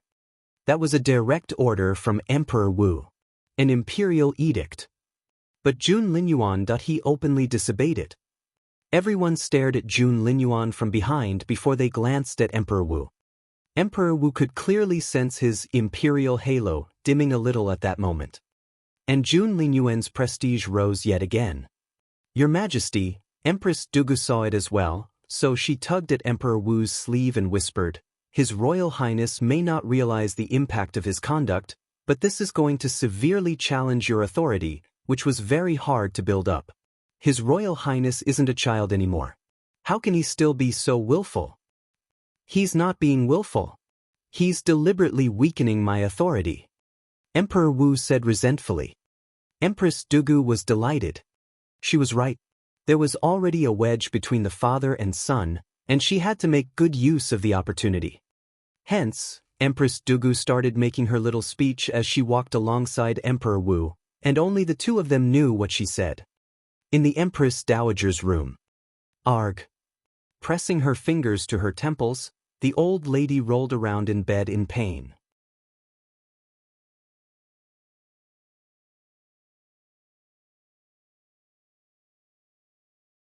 Chapter 1473, Untitled. Granny Lan was worried sick. She asked, "Your Majesty, how do you feel?" It was already too painful for the Empress Dowager to speak, and she could only grunt in agony. Granny Lan panicked and ran out of the room. While she sent the palace maids to fetch the imperial physicians, she herself went to report to Emperor Wu. Empress Dugu was listing Jun Linyuan's vices, when Emperor Wu heard the noise outside. He immediately frowned. "Your Majesty, Your Majesty. Her Majesty the Empress Dowager is coming down with something, and she can't even speak now." Granny Lan had served the Empress Dowager for many years and was a well-respected figure in the palace. That was why she could see the emperor right away. Hearing this, Emperor Wu rose to his feet and threw a robe over his shoulders as he walked out. "What's going on? What's wrong with the Empress Dowager?" Emperor Wu asked. Granny Lan was so anxious that her face was pale. "Her Majesty hasn't been feeling well since she got out of the carriage. She threw up once and went to bed without having any dinner. Right now, she's in so much pain that she can't even speak." Emperor Wu was a well-known filial son, and he was running as fast as he could now. He asked anxiously, "Where are the imperial physicians? Where are Master Chu and Master Bai?" "I've sent someone to fetch them. They should be here by now." Granny Lan didn't sound much calmer herself. After all, this involved the Empress Dowager's health, and it was too big a deal. So, when Emperor Wu arrived, Master Chu and Master Bai were already there. "Master Chu." Emperor Wu walked in to see Master Chu opening his eyes as he finished checking the Empress Dowager's pulse. "How is Her Majesty?" Emperor Wu grabbed Master Chu by the collar. Master Chu looked a little pale, but his voice was relatively calm. "Your Majesty, Her Majesty's brain disease is flaring up, which is affecting her entire body." "Get to the point," Emperor Wu bellowed. Master Chu said sympathetically, "Your Majesty, Her Majesty's condition is very difficult to treat, and I don't have much confidence in myself." "How's that even possible? Aren't you the most skilled physician in the palace? How can you say that?" Emperor Wu yelled angrily. Master Chu said, "Your Majesty, we physicians aren't omnipotent." Emperor Wu said, "I don't care. Make sure Her Majesty is all right, or I'll have your head on a plate." Master Chu almost broke down. "But Your Majesty, there's only a 10% success rate, and I'm worried that even if I cure her now, she may still suffer from residual symptoms." Emperor Wu snorted. "Like I said, I don't care what method you use. I just want Her Majesty to be fine." Master Chu was almost driven mad. The Emperor ignored Master Chu and rushed inside to check on the Empress Dowager. Meanwhile, Master Chu almost pulled all his hair out. Master Bai had remained silent so far, but he suddenly spoke gingerly. Master Chu was too absorbed in his agony to notice. "Master, there's someone who might be able to help us." "Who?" Master Chu frowned. "Miss Feng Wu," Master Bai said solemnly. "Miss Feng Wu is a great doctor, and she cured the Empress Dowager the last time she had a brain condition. So, maybe she'll know what to do this time. Master Chu frowned. Are you sure? Master Bai patted his chest and promised, Miss Feng Wu is definitely a better doctor than the both of us, and I'm sure she'll know how to treat the Empress Dowager.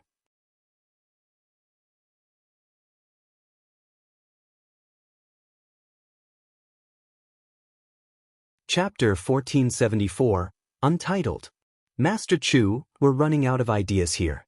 Miss Feng Wu is our only hope. Master Bai said anxiously. Her Majesty won't last much longer. Master Chu sighed. In that case, go ahead. Yes. Master Bai dashed off after obtaining Master Chu's permission. The building which the Crown Prince was in was a restricted area. However, after Master Bai explained the Empress Dowager's perilous situation, he was soon given permission to enter. Inside, Feng Wu and Jun Linyuan were sitting opposite each other. Feng Wu was in a fit of pique, and the Crown Prince looked equally angry. Neither of them were speaking to each other. That was what Master Bai saw when he walked into the room. To Master Bai's astonishment, Feng Wu, the rumored little maid, was sitting opposite the Crown Prince like his equal. What was more, she was giving the Crown Prince attitude. That was unbelievable. Jun Linyuan stared at Master Bai. Master Bai didn't dare delay, and he immediately got to the point. Her Majesty the Empress Dowager isn't feeling well. Miss Wu help. Jun Linyuan frowned. He was never an affectionate person, but he still cared about the Empress Dowager. What happened? Jun Linyuan asked, his face darkening. Master Bai repeated the diagnosis, then concluded, Her Majesty was probably upset by what happened earlier today, hence the relapse. Jun Linyuan didn't know what to say. Miss Feng Wu, please go have a look at the Empress Dowager. Otherwise, Her Majesty may not be able to survive. Jun Linyuan glanced at Feng Wu. Feng Wu didn't want to, because the Empress Dowager hadn't exactly been nice to her, and she wasn't one to hesitate to get revenge. However, that beggars couldn't be choosers, and Feng Wu was fully aware of that. If she turned a blind eye to the Empress Dowager, and she really died, the consequences would be very severe. God really liked to play tricks on her. Rubbing her numb temples, Feng Wu rose to her feet and said in resignation, I'll go with you and have a look.